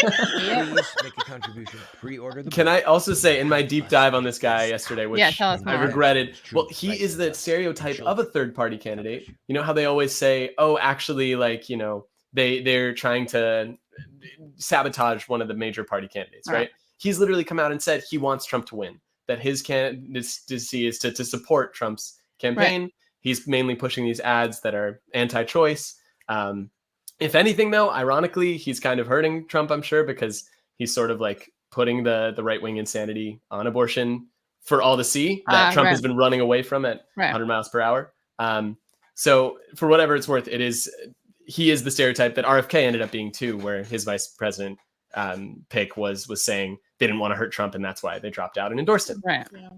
Alienating millions of American cis female voters by saying that if their legs are prickly, they are men. Yeah, seriously. The people who buy guitars. He's gonna have no one left. True. You're right. And by the way, one other thing I want to say about Chase Oliver is that he's against Cop City. Yeah. I mean, we had him on Rising, and he that's what's so we did. frustrating. It's just hit or miss, you know. Mm-hmm. He certainly scads better than Trump. I'll say that, or your average Republican. Mm-hmm. Yeah. Thank you to His Eminence Schiappa Rinpoche. Oh, what did we miss? What? His Eminence? Well, we're going to move on to our next question, and this is going to start off with Chase. Here, someone just In suggested a recent good years, Halloween our costume healthcare for me. system has faced challenges. Federal reproductive freedoms have been curtailed, and the opioid and mental health crisis has spiraled out of control among developed countries. The U.S. consistently performs worse in metrics like life expectancy and infant mortality, despite higher healthcare spending. What are the biggest challenges of our healthcare system, and how would you address them? Well, first and foremost, I want to hit the first part of that question about reproductive freedom. I'm a libertarian. There are libertarians who have both pro-life and pro-choice positions. I'm a pro-choice libertarian. I'm somebody who believes that the right to reproductive freedom is part of the bodily autonomy of each and every individual, and up to the point of viability, we should have the ability for people to access reproductive health care. Post-viability, there should be a note from a doctor for health or life of the mother. These are the standards that were set forth by Roe and Casey. I think these are the standards that support bodily autonomy and that are what I support. As far as the healthcare system in general, it should be no surprise to say that a libertarian thinks there's far too much government involvement in healthcare. And we can reduce the cost of healthcare and improve healthcare outcomes by doing several things. One, allow people to buy health insurance across state lines. That brings more competition into the marketplace. Allow us to buy drugs across national boundaries, which will bring down the cost of prescription drugs here in the United States. Support alternatives to the traditional insurance model like direct primary care and reduce regulation so that we can bring more direct primary care clinics online in more places in the country. But no, we do not need to be getting more government involvement in healthcare. No, that will lead to shortages, that will lead to worse outcomes, and what we need to do is actually allow for more people to have more access. One thing we can do is in patent evergreening of too many prescription drugs that allow it to become too expensive. But no, we do not need a government takeover of healthcare. No, we do not need single-payer healthcare because it does lead to shortages. It does lead to instances where people do not get the healthcare they need. I recognize the wanting for us to care for each other. I want to care for each other too, but I recognize that doing it through a centralized bureaucratic government red tape machine that's going to waste our money is not the best way to do it. The best way to help care for those in need is to provide mutual and direct aid, charity, and other things that we can do to help those who are the lower economic rungs be successful and have better healthcare outcomes. Libertarians is But they no, I don't do not support a understand that government you takeover need of a healthcare different because hat it will not lead for to the different prosperity that occasions. many advocates seem to say it will. Although, Katie, if you want to edit this Randall Terry. together, it's going to be a continuity nightmare. Oh my God, you're right. We're gonna have what you to. have reproduced. Here we go. This is gonna be good. It's a human life. These, I was one cell once upon a time, and so I were wish every you single were one of us. still. One cell. Size of our shoe, the color of our hair, color of our eyes, whether we were male or female, all present in one cell. All we had was time and growth and protection and nutrition. That's it. So no 24-week-old baby or 28-week-old baby or full-term baby is viable when it comes out of the womb. It needs all of those things. This is a human being, and blood talks to God. So if the three of us agreed on every single other issue and made America great again, to steal a phrase, really and truly, but we continued to murder our offspring, America as we know it would perish because blood talks to God. That's a good God point. told About on a t-shirt. Noah when he got off the boat, Seriously. shed no blood, for in the image of God made he man.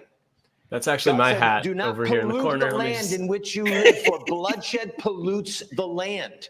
And those of you who are watching television a lot lately know that we've been on The View, ABC, Jim Kimmel. The we're going to be platform was was anti-interventionist because they're all about like going back to the Constitution. Babies. Something. We have other things in the healthcare world that are crisis. Maybe we go to a church-run system for the Half poor. the platform. Oh, I like that, guys. Church-run. Everyone who works there pays no taxes. No one who goes there can sue anyone.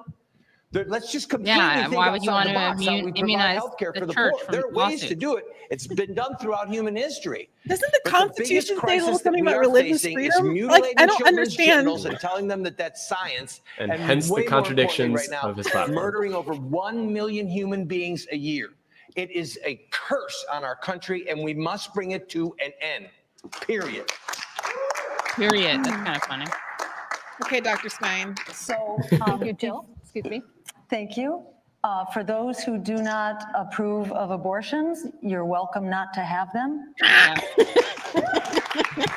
This is a question of bodily autonomy, which has been standard in the nation for decades. We are not going back. And the repeal of Roe v. Wade resulted in a devastating increase in mortality rates and They don't care. perinatal mortality. That's like a plus for these people. And poor women, among whom death rates have really Their spiked. blood talked to God, and This God is, required them. a woman's right to choose, and it should be part of a total health care system. Medicare for all is one example of a system of healthcare as a human right, which actually provides good care, provides good health outcomes. This country spends more than twice as much as the next biggest spender, and we have abysmal public health statistics, among the worst among all developed nations, and we can do much better. We are spending something like 17% of our GDP on a privatized healthcare system, which has the bureaucracy and the red tape. Medicare cuts overhead from 30% in that privatized system to 3%.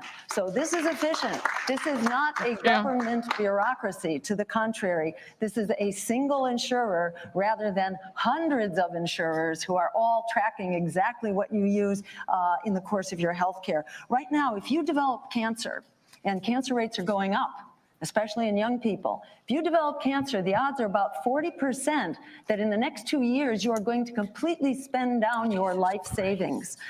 Something like 8 million people were driven into poverty trying to meet the costs of healthcare in this country. And yet we have the highest rates of chronic disease in this country relative to all other developed nations. So we can do this right, and we can save over $500 billion a year by cutting out the red tape, waste, and bureaucracy. I trust her more than someone who talks about blood talking to God. Ready, everyone? Follow the science. It's Oh, not here your we go. body. If you want to pierce your ear, pierce your ear. It's your body. You want to pierce the heart of a baby in your womb with a knife? That's I want not to pierce your body. his heart. Your ears, your body. The baby, So not your annoying. body. Okay, It's a take separate the baby body. out, Yeah. and it's So- not on my body anymore, Right, and you can true. do We whatever can you figure want to out do to ways try to to be keep it alive. compassionate. We can figure out It's ways not to help viable. people who are in a crisis pregnancy. My mom was in a crisis pregnancy. She was a teenager in the 50s when she was pregnant out of wedlock. Don't tempt us, sir. I know, seriously. You think the takeaway is that I wish abortion had been more available then. But we're killing Walked humans. right into Let's that not call it a baby just for the sake of discussion. Let's call it a human. It is a Homo sapien. You could also call Okay? it a zygote. A day after viability, a day before viability, it's a human being.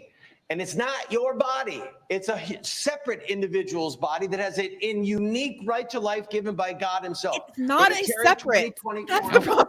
Right. He doesn't know what Separate. all this. I understand Medicare for all sounds good. It does. It That's sounds He's what attacking he's Medicare. not like Things not are the covered. insane But the truth is, person I who's don't want talking to put about my blood. healthcare in the same blood hands God of the communication? government that runs Oh, come on. Amtrak and the United States Postal Service. That's how you get reduced quality. That's how you get shortages. Come That's on, how you get Chase. bureaucracy. That's how you get corruption. No, centralization is the way to stifle innovation. Centralization is the way to No create corruption more in graft the- and more greed in and more healthcare. corruption. When you decentralize, No corruption you have in more our healthcare options in the now. Right, marketplace, exactly. and you can hold more people accountable.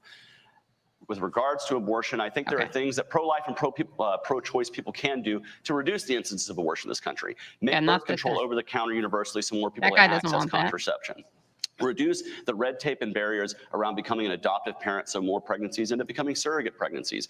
And let's fight for better education so we can have more comprehensive sex education in our classrooms so we have less unwanted pregnancies to begin with. These are things that pro-life and pro-choice people can pair up to do Not in this this country. kind of pro-lifer. Thank you. They're not pro-life. He wanted Dr. Tiller to be executed. We're going to thank you candidates. That We're not- is, we'll you be did? right back with the debate. Wait, who's the musical guest now? Yeah, should we roast somebody? Yeah. Well, what do you guys think, by the way, of the Jill Stein's inroads into these younger voters? Into the Okay, wild. Alicia Keys, what's going on over here? Oh. With our hat and our scarf? Into the wild I go, and into the wild I am. It's been a while, freedom child, since I left my roots back home. You're the best one so far. I once tried to run away like a wild animal's prey, running, hiding. I was riding higher in the sunset sky. You think they asked her to do the national anthem and she was too based to say yeah? Too bass, too much of a bass voice. You like my little music? She is also a vocal coach, and she has a watermelon in her handle on Instagram. Good for her. So I'm gonna get 2 thumbs up. Yeah. To your question, Katie. Wait, is that a kufi on her back of her head? Oh, she wears kufi? I think so. Yeah, it looks like it. My being Palestinian is just being trained to catch a kufi. Right, yeah. Whatever. Kufi dar. There's an episode of Survivor. One of the like medical teams comes out and like wraps somebody up in a kufi, and I was like, Really? oh my god. Did they get fired? Only one way we have to check. It's fine. By the way, something funny about Randall Terry is that he was arrested for like, you know, anti-abortion, anti-choice stuff. And apparently he was bound and his hands were put in plastic cuffs behind his back. And when he appeared to struggle, the officers dragged him to a curb. This is according to the LA Times, and lay him face down on the street, his face in a puddle of water. And he said, "Oh, sweet Jesus, save me." And then, luckily, though, the policeman said that you were talking to the pro-life detail. So luckily enough, he was arrested by a fellow traveler. Wow. Yeah. I'm sorry. I don't even know what to do with this person. But shout out to this person. Yeah. They should have let her open. Yeah, seriously. I mean, well, to be fair, it's a hard point about song. We don't know how she would have done with that song. Right. Yeah, the problem was the first woman had a nice voice, clearly. She just started too high. I mean, I think that's just isn't that a hard range? Yeah. Like a hard note for anyone? I mean, why do you know more? You gotta know your limits. Yeah. Maybe they didn't have the tech. Can you just change keys? You just do a drop? Yeah.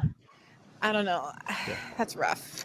It is. I'm surprised Gaza hasn't come up more often, by the way. Especially Jill. I feel like if she is trying to do inroads with young voters. Well, maybe since last October, yeah. There it is. The special number of those killed in Gaza is 40,000, with actual casualty rates potentially being several times that. In Gaza, all the universities and 2/3 of all hospitals have been destroyed. Despite this, the US government continues to send billions of dollars in military aid to Israel, allegedly in support of Jewish safety. Do you support Israel as a Jewish state? And if not, how would you keep Jewish people safe, Randall? I support the Jewish state. But still it's framed around Jewish safety, which is based upon years of study. I have a master's degree in international relations and with a concentration in terrorism, international terrorism. The loss of life in Gaza is horrific. It hasn't happened in real time in front of a camera like this for decades, depending on which war you focus on. No, in no war. We all wish that people weren't dying. We do. Oh, well. The problem is this. What can we do? Hamas, Hezbollah, the Muslim Brotherhood, Hezbollah, all of them follow the targets words and the teachings civilians of way Muhammad less. and his early companions. Oh, and right. when you hear in their constitutions, all of them say that they will wipe Israel off the face of the earth. That's not something they came up with recently. That comes from the heart and soul and the founding of Islam itself. If Muhammad was alive today, he would be hunted by Interpol based upon his biographies. Israel and the should be things that hunted his by most sacred writers tell us that he did and he Interpol right now. authorized. Wholesale rape, pedophilia, the outright theft of entire villages. It was peaceful at the beginning. It didn't end up peaceful. After the Battle of Badr, read for yourself. Read the book by Ibn Ishaq, the only canonical biography on the life of Muhammad by Ibn Ishaq, The Life of Muhammad. Read it for yourself. Do you know how violent They the Bible revered is? this book. Yeah, I know. The Torah, And as a is, Christian, the Old True Testament. Islam is a right. threat to freedom. Islam is a religion of the sword. And if the sword is taken out of the hand of Islam, if Sharia law is done away with, you want to be a Muslim, be a Muslim. You want to leave Islam, leave Islam. You want to become a Christian, no problem. Once the sword is taken away, the death sentence taken away for leaving Islam, Islam will die of its own weight. And until then, it is a threat. And Israel has the right to do what it can to eradicate the leadership of Hezbollah and Hamas and the rest of them who are committed to destroying Israel. He just said in so many words, it's okay to do a genocide. Oh, Good. Shame. Jill Stein. Well, That sounded I like don't want Code to Pink. dignify this kind of blatant racism and Yes. Islamophobia Yes. and Says the xenophobia. Jew on I'm the not stage, even by the going way. to respond to it, except to condemn it and say that this is an embarrassment and a shame on all of us Ashanda. here in this room. So we repudiate this. I think you may speak for a handful of people, and I'm sorry for you. Yes. I speak as a Jew. I speak as a Jew who grew up after the Holocaust. I speak as a Jew who's been very involved in standing up to stop genocide, because when I grew up after the Holocaust, I was told that we must never let genocide happen again, not to anyone. Right. And I grew up with that as understanding this is how we discover life after genocide, which is what my community was asking after the Holocaust. How do we find life after genocide? By affirming that it will not happen again. And we held anyone. accountable not only those who perpetrated genocide, but the bystanders to genocide. And I'm proud to be among those who will not stand by and allow this blood to be on our hands with our tax dollars from our weapons and our diplomatic cover. Imagine this is why she couldn't be allowed into an actual add debate. that They couldn't have this Jews, said. Muslims and Christians have lived together Yes, in very peace important for point. centuries. And Yeah. anyone who says otherwise does not know what they are talking about. They are just spouting utter bigotry, shameless Yeah. bigotry. Yeah, Brillo What head. disturbed the peace was not Jews, it was Zionists. Zionism. Zionism is an ideology of displacement, of ethnic cleansing that has led to the genocide. That is the problem. That can be fixed. The world's community of nations agrees on this. The International Court of Justice agrees. Israel needs to stop the genocide, and the U.S. can stop the genocide right now with a simple One phone call. by ending the flow of weapons to Israel. there she We is. need to clip that. Yes, clip that. Nothing but respect for my president. I love her. Chase Oliver. Chase. So I got my start in activism being an anti-war activist, and this war is no different. I'm tired of seeing governments killing innocent people. And that's governments on both sides. I'm tired of governments in this region communicating with each other by firing rockets and munitions at each other. He's going to It's both not sides it, really? individual I thought he meant Israelis. Republicans It's and not Democrats. individual Palestinians. It's not individual Muslims, Christians, Jews, or otherwise that are perpetrating this violence. It's the governments that claim to represent those people. And government is violence. And we are party to it because we back the nation of Israel with billions and billions of dollars with arms. They would not be exacerbating this war and furthering tensions in Lebanon, which has created 1 million displaced people in Lebanon, poking the eye of Iran. They would not be doing this if they weren't absolutely certain that the United States government would not be backing them every step of the way. We need to be demanding peace in the region. Yes, October 7th was a horrible day. Yes, the lives that were lost were tragic and horrible. But we need to be demanding that a better response to that is not killing tens of thousands of Gazans, leveling billions of dollars worth of infrastructure, and taking these people back to barely anything at all, where they are struggling to survive, and they are dying of starvation, they are dying of dirty water, and they are dying because missiles are raining down upon them. We do not need to be supporting a warfare state. As the United States, we need to be demanding peace in the region. And I don't know if it's one state, two states. What I want to see is the individual people coming together to reject both the Netanyahu government, which perpetrates violence, and they're doing so because they know as soon as the war stops, the questions about the Netanyahu government's corruption and what caused October the 7th happens begins. So he wants to keep the war going. And we also need to speak out against Hamas, who has used the people of Palestine against themselves and have caused massive misery as well. Reject violence from any government and support peaceful people wanting to live their lives in peace, whether they are Israeli or Palestinian. Let them live their lives with human dignity and stop communicating with violence, bombs, drones, death, and misery. It's time for us as the United States to be the champion of peace in the world, in the war, and free. I would make it the first time we were ever that. Did he say free Palestine at the end? See that? I don't know. They cut him off. If Hamas put First down they cut its him off. guns, there would be peace. If Israel put down its guns, Oh, shut the fuck up. put down its guns, there would be no Israel. That's it. Everyone Literally off a the face gold of in the my earth. ear line. Now, I bet you better cite her. I wish it wasn't Plagiarist. true. I wish Yeah, that good. when Who you said that look it's not? at the life of Muhammad and the early Muslims. What about the, and like, look there's at nothing narrative. violent in the Old So a Testament? Christian will look at the book of Acts. He'll look at the Gospels, look at the book of Honestly, Acts. he and might say, be "I a wanna be like psyop that. for like I want to be like the the early left. church. He's so. I know, I think so Most of us too. have seen that. A Muslim says, I want to be like Muhammad and his early companions. The four rightly guided caliphs. That's what I want to be. Isn't the whole And when they thing that go God and read tells Abraham that to kill his literature, son? Isn't which that like Yeah, most he was people literally in down this to do room, it. Present company included, have never read. If you read their literature, But it's I've okay 'cause it literally wasn't never read abortion, a book you know? against Islam Right. in my life. He was a All separate I've done is person. study Yeah. content sources. I Cain and consider Abel, becoming that's a cool Muslim. If too, it's you know? true, that's what I want to be. But when I saw the violence and the hatred, I said, no, He's a drama queen. Chase. Yeah, he really He's is. got a little dramatic First flair. First off, is the violence of the Crusades a result of me being Yes. a Christian today? Yes. No. Good People question. do horrible things in the name of religion, Christianity included. Yes. And so to deem all people who practice Islam as some sort Yes. of practitioners of barbarism or hatred is completely wrong. It just is.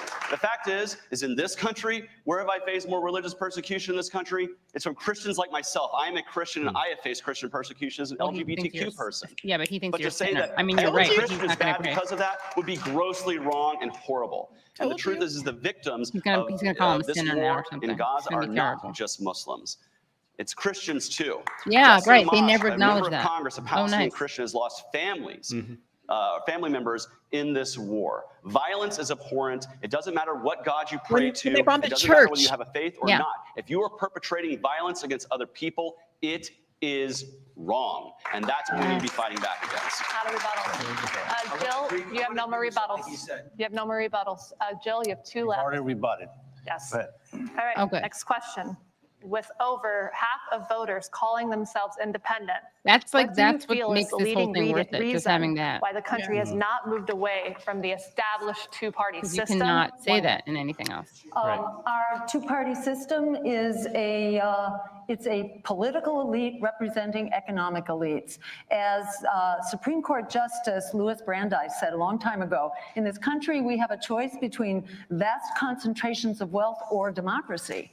We've been concentrating wealth, which undermines democracy at every turn. It concentrates power in the hand of economic elites. Those economic elites can then buy influence to maintain their economic power and to buy political power. So that political power, you know, we've got two major political parties which are bought and paid for. You can write $1 million check for Kamala Harris or for Donald Trump and for many other presidential candidates. The Green Party does not subscribe to the wholesale buyout of our political system. We need public financing of our campaigns. We need to repeal Citizens United. We need ballot access so that voters can have more choices and more voices. We need an open media. We need free and full and fair debates. We need to stop throwing candidates off the ballot like the Democrats have been doing to our campaign and perhaps to others as well. I'll leave it at that for now. Thank you. In just a moment. We're going to go to Chase, that is. Next, please. So if you're wondering why our election system pushes people to the Republicans and Democratic parties, it's because the game is rigged for that.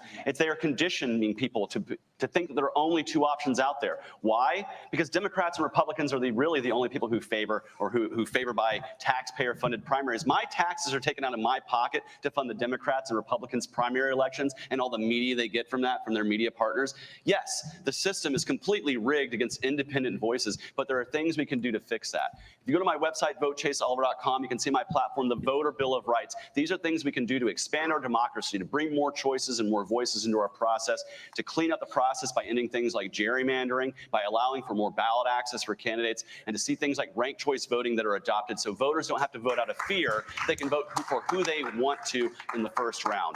These are the things that we can solve together. These are the things that independent voices need to join up with. Whether you're Green Party, Constitution, or anyone else, these are the reforms we need to fight for. So I hope you join me after November to fight for the Voter Bill of Rights. Randall. Remind me during the next commercial break to bring up the Tavis Smiley We story. would do well to look at Canada, Israel, Britain, Great Britain. Look at places where they have a multi-party system and at least learn from them. Yeah, Israel's doing really well with theirs. Since the super PAC, since Citizens United, it has destroyed. This is funny. Literally destroyed true, honest elections. Uh-oh, Brad's going to get triggered because Brad also hates Citizens United. And listen to this guy, your political ally. You know how hard it is to raise money. We can get $3,300 max. But a super PAC can get $1 billion gift, a $100 million gift, and then just spend all that money. We'll make it an even playing field. Let Jill, let Chase, let Randall, let us all get big gifts in our campaigns that we can spend. And then at least maybe our message would be heard. But right now, the way the system is rigged, we literally don't even have a voice. Look, here we are. This is great. We're so honored and thankful to be here and have a debate where issues are disagreed upon. It's televised, but millions of people aren't seeing it because the Democrats and the Republicans don't want them to see it. Jill? Okay. Well, we're going to thank you, candidates, and we'll be right back with the debate. Oh, let's read some super chats, shall we? Sounds super. Super. Okay, Shane the Pain. Vote green. Let's go, Jill. I like the cat, Briahna. This is peak public access channel vibes. Yeah. Play Slayer, damn it. If they just want to enrich us, why didn't they enrich their own countries? They are takers, not builders. Did this mofo show up in a DeLorean asking where Marty McFly is? This guy, this effing guy. Trump 2024 Stein is a joke. Oliver's just a joke. All right. I mean, all right. Matt, thank you for that super chat. Wait, but I just saw a really good one from Sue's. Oh, sorry about that. Okay. Matt, thanks for covering this. Vertical farming in big cities allows fresh produce available and cheaper for less transportation. Sue Stone, catching this midstream, but just want to say thank you for all your wonderful podcasts and tremendous handling of the Palestine genocide, keeping us all informed. Bree, you have to come back to one of Katie's live NYC shows. Jill Stein 2024. We will definitely do that. Sparky, I think you meant to say Israel has killed many more Americans than Iran has. Remember the USS Liberty, obviously meant Israel because the Liberty. And then, fun fact, in 1942, the Ottoman Empire sent ships to rescue Jews from the Spanish Inquisition. Contrary to popular belief, Muslims and Jews have not been fighting each other for thousands of years. All true. Looks like Brad has something to show us. Wow. Oh. Wait, take the super chat off because it's distracting. Hold on. All right, so that's Randall Terry Randall, whatever his name is, as Moses. No dude can suckle twin. Oh wow, you wrote it all up. That's great, Brad. You should send this to him. Actually, you know what? You can't send it to him because I tagged him and invited him to be a collaborator on Instagram for my story for this, and you can't do it. So whoever's running his social media, fire him or her. For real. Fire them in case they're, non-binary, because I'm sure he hires non-binary people. Fire it. Yeah, right. Fire it. Yeah. I have to point out, as refreshing as the Gaza segment was compared to especially the other debates we've seen this past year, the question framing was so disappointing. Like it started off I was like, wow, they're actually talking about how the people have been, genocided in Gaza and the 40,000 killed and the universities. And then all of those statistics led to, do you believe in a Jewish state and how will you protect Jewish safety? So even when the question is framed around Palestinian life. Yes, but I will say, I'll caveat a little bit. She asked, do you think Israel has a right to exist as a Jewish state? Yeah. Which you can read as allowing, in the way that so many times this question doesn't allow, a state there that doesn't exterminate or deport all of the Jews, but that is no longer an ethno state, right? Right. So Exactly. I could Like a I South hear what you're Africanization. saying. Yeah, I hear what you're saying, but it also it normally it's not framed in a way. It's like, should Israel have a right to exist? And then it's on the answer of the question to like carve out, well, Israel in what form? Israel as a Jewish state, Israel as a secular democracy. But she kind of put it in the question. No one really picked up on that, but you could read that as her trying to be more progressive than your average MSNBC host. I don't know. I totally hear you. It's just the fact that you list like Palestinians massacred and then the question is Jewish safety. Like it's I actually read it as like I actually read it as her kind of almost trolling the Jewish safety argument. That's how I read it. Yeah. And it's obviously a low bar, so I'm very impressed in the grand scheme of things. And so the question is, why do you think we had so much excess inflation? And what would you do to try to make sure that we don't repeat it? And we start with Chase Oliver. Well, as I've said before, government debt and deficit spending is the primary driver of inflation. And yeah, you guys remember when we got that $1,200 check for COVID? Does it feel like it was worth the same $1,200 that it is today? No, it's because we printed trillions of dollars out of thin air and it made that money worth less and less and less. That's the pinch we're feeling. If you're wondering why it took place just after the COVID spending, that's why we had to jump up to 9.1%. This is why we cannot allow governments to continue to run records, debt, and deficit year over year over year. It is weakening the dollar. It is weakening the purchasing power that you have, whether that's dollars going to fund your family or whether it's going to fund your business. It is affecting the economy of the United States. Yes, the government is the primary driver of inflation. Yes, spending more than we take in is the primary driver of inflation. It makes sense in our own houses that we spend less than we take in, or else we have to sell our assets or get thrown out in the streets. But yet government, with its monopoly on violence, can continue to spend more year over year.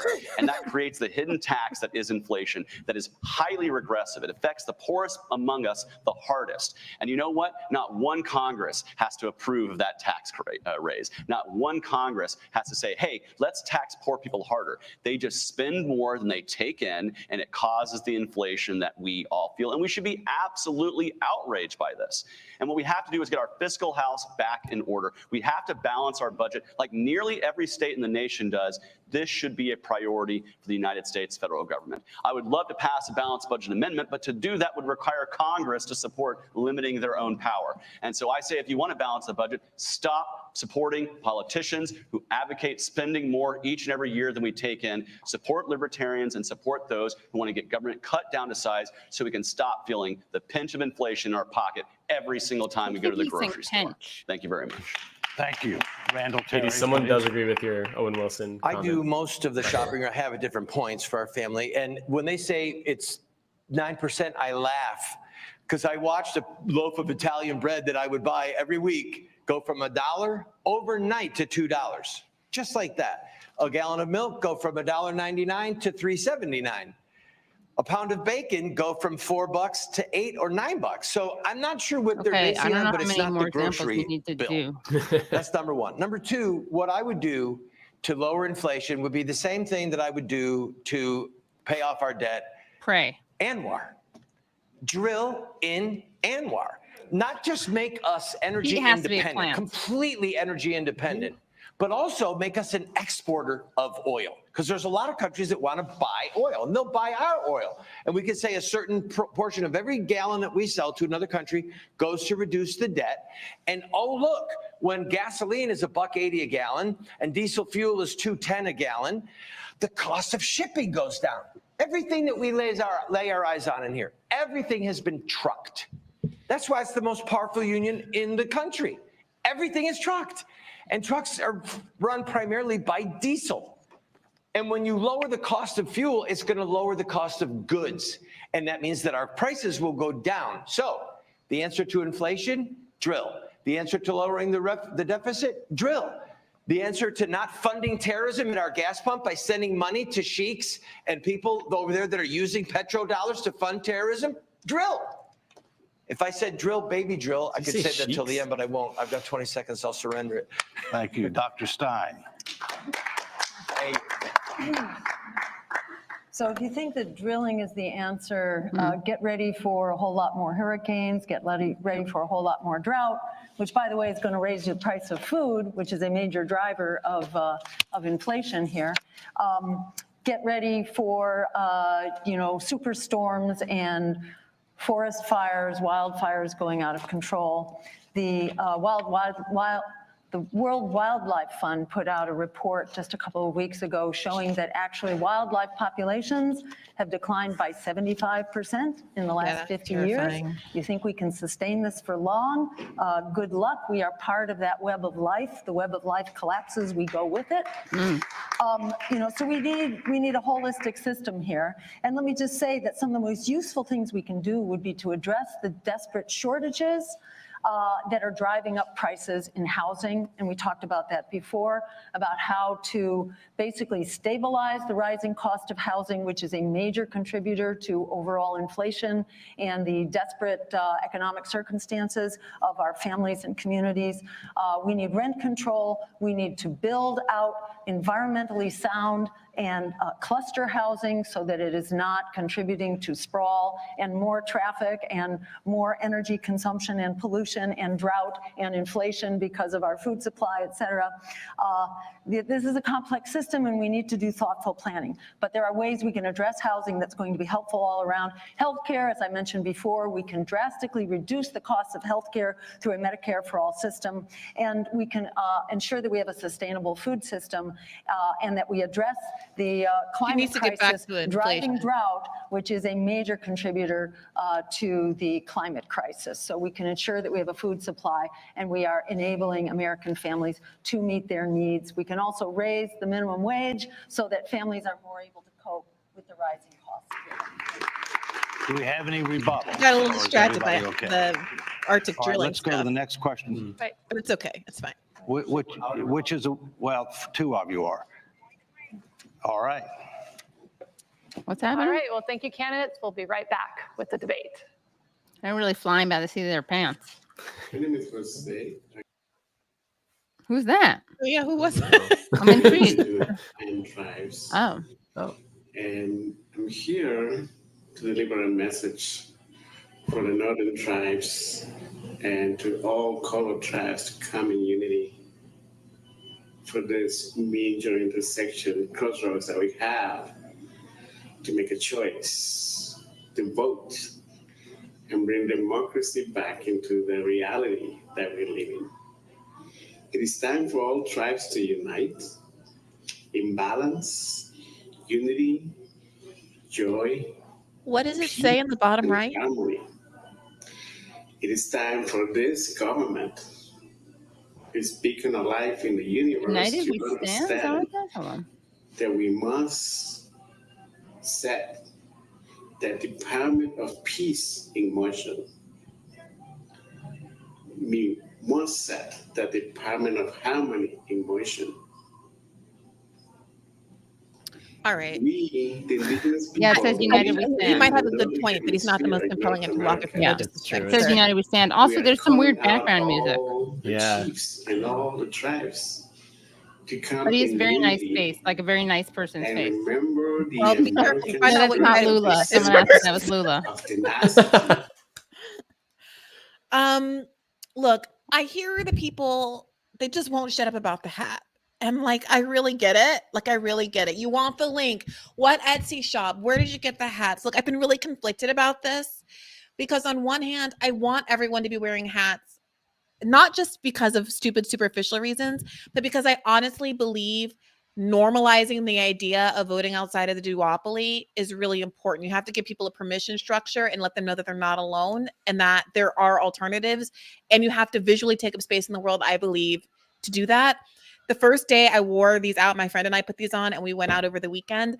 Immediately when I got outside, this guy came up to us and like, "Are you voting for Jill Stein?" And I was like, "Oh Lord, here we go.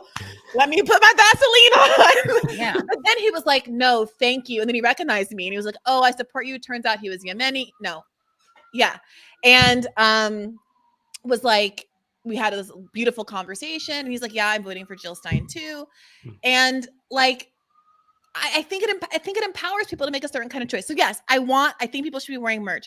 That being said, But I think people should buy it from the campaign to fund the campaign. why don't you just tell the campaign why don't you tell them how to design? I have been sending them. All right, went into guys, like this is inexcusable. If you This is gonna lose, be like- you know how they say if Kamala loses, it's the fault. It's her fault. If Jill loses, it's Social your Security fault for not listening trustees to annual report. Free. Oh, this The is gonna be so retirement annoying. trust fund is projected to run out of funds in 2033. Someone, meaning all the Jonathan bonds Cadman will should have been respond to this. cashed. I have to run to the If that ladies' room, happens, so I'm going based to upon remove myself. current law, benefits must be cut across the board 21% immediately and increasing over time. So what would you propose to do to try to make Social Security solvent, sustainable, secure, either specific reforms or a process or a combination? So the cap on the Social Security tax needs to be abolished so that the wealthy begin to pay an equitable share. But, you know, essentially then it's a flat tax, and a flat tax is regressive.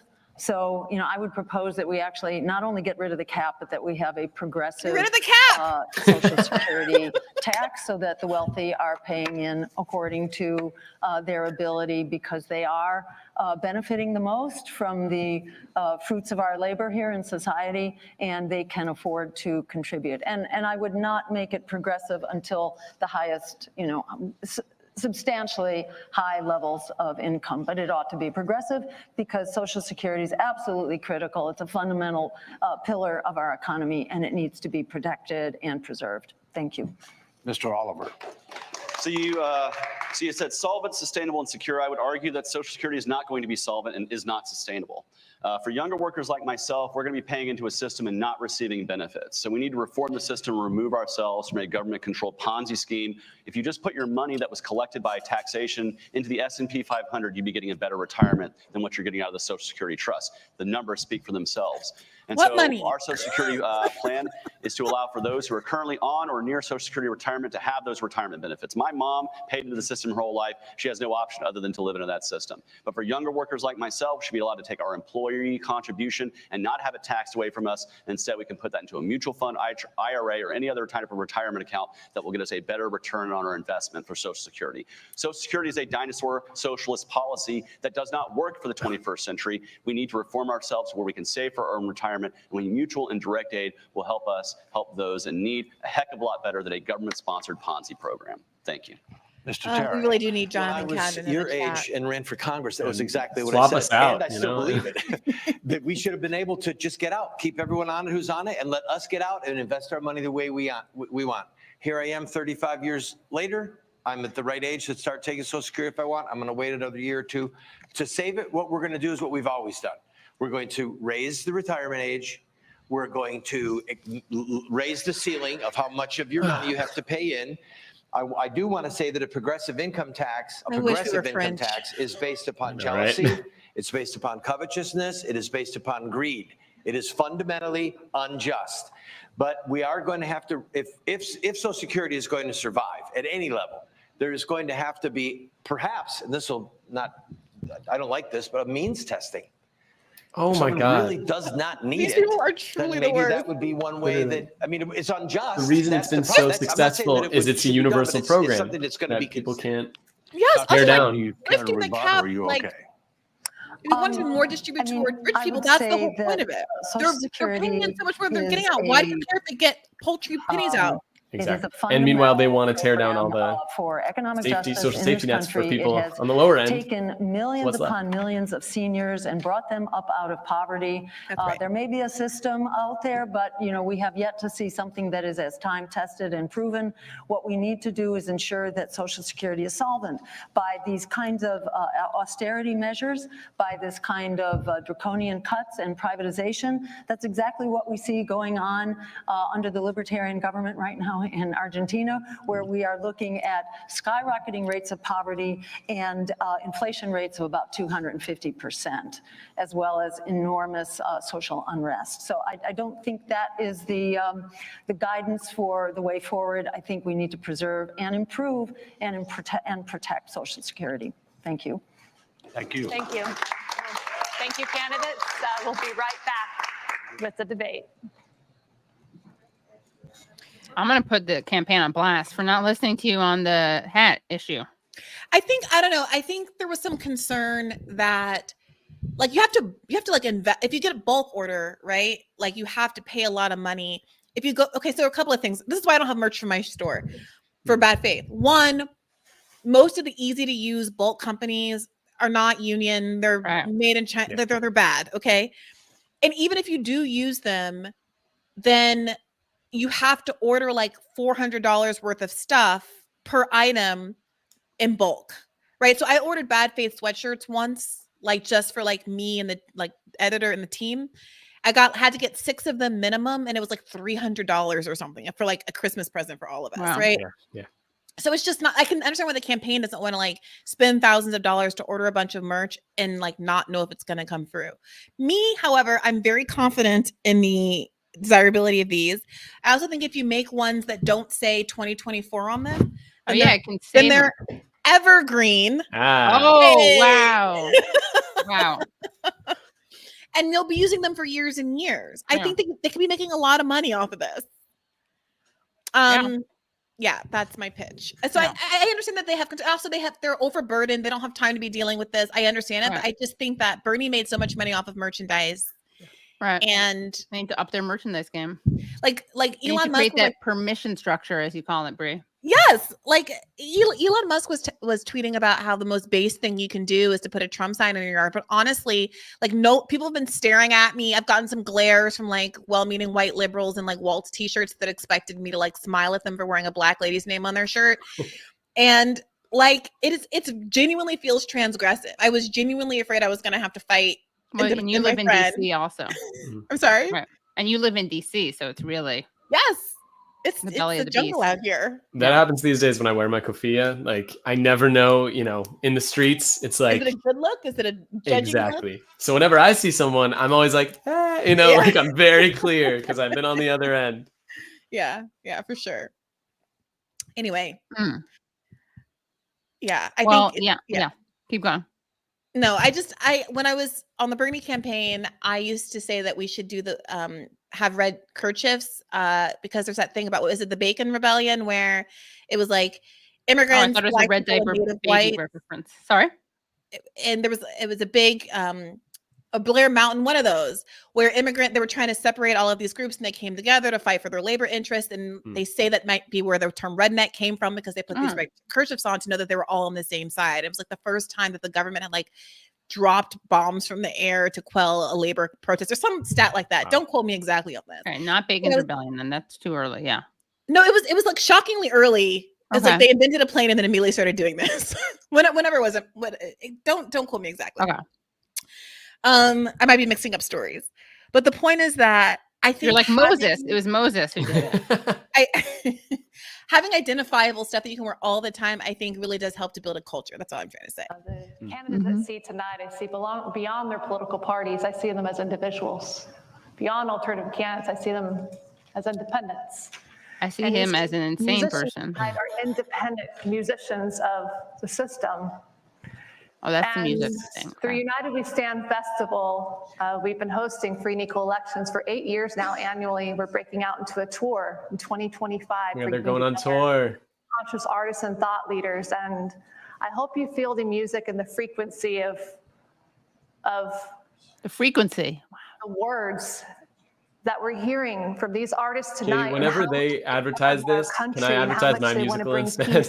Yeah, seriously. Yeah, we should have been playing clips of it. And There how we many go. great people there are in the world. So when you have a moment we when didn't get to things talk seem about your dark, musical. We recognize will. that's psychological indoctrination. There's other That's bigger the issues system at hand. manipulating us into thinking there's no Like hope, Hamilton. no change, but there is hope.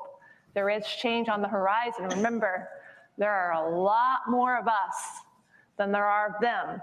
A couple hundred people in office that we are going to replace in 2026 with accountable individuals across the spectrum.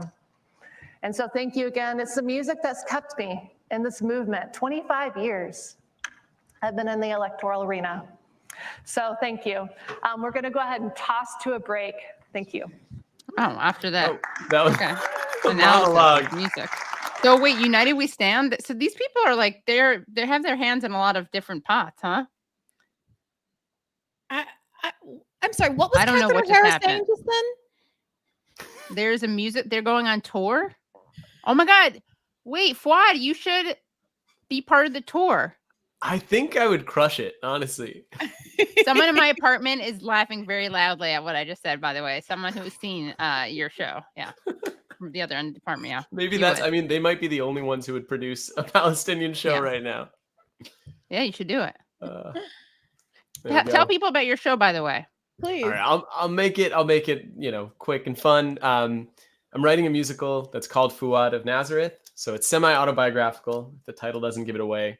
And it's about the time that I revisited Palestine. And I was born in Nazareth, that this guy, Terry Randall, would love to talk about all night.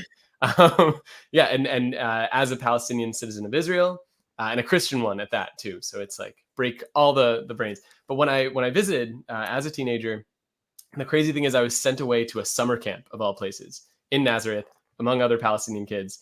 And so I wrote this musical that's literally campy, is how I like to talk about it, where the title character, he's dealing with anything else that a 17-year-old would, right? Like camp love triangles, the prom nights and tug of war crimes, on top of the more like political backdrop of second-class citizenship or illegal military occupation just a couple miles away. The year that I went, I took notes. This is all true. Most of it is a true story. But I took notes that I built this musical from, and it was during the 2014 siege on Gaza, which, now pales in comparison to the current genocide, right? But it's really, at the end of the day, this musical, it uses music and dark comedy to sort of comment on the Palestinian experience, one form of it, in a way that is sort of, again, campy and fun and friendly to American audiences, but I don't pull back any punches, as you know, Katie. The second act, which you haven't seen yet, that we're still developing and hoping to get up on a New York stage, maybe a film adaptation one day. The campers go on a camp field trip to the West Bank, and again, I want to use comedy as a tool to take power back. And again, I want the debate's the focus here, but take power back in a place where we're powerless, but also to unite us, people who do share our values for humanity and justice. That sounds based. That sounds great. Really good. Thanks, Briahna. That's how I met him. I went to a show and I liked it so much, so I invited him to do stuff. Thanks for being there. Katie, you're such a community builder. Oh, true. I wasn't patting my own back. I was saying that's how good. No, it was. but you should. I'll pat your back. You're really the soul of the left, Katie. I'm always saying We it. have to recognize reality. I feel like you both are souls of the left. I would say No, it's an honor Katie's to not be me. What Katie's would the we be? nexus. Welcome back. Now we We'd have be a like the Blues 30-second Blues quick sisters, like the response on Blues this Brothers, one. but No women. rebuttal, although- I'm telling you, I expect an offer from the Hill As we tomorrow. go left, I might add. So what do you think is the most important topic for this election that is not being talked about? And I think it's Jill, Dr. Stein. It could be her. I think, we're in an expanding war right now, an expanding and very dangerous war.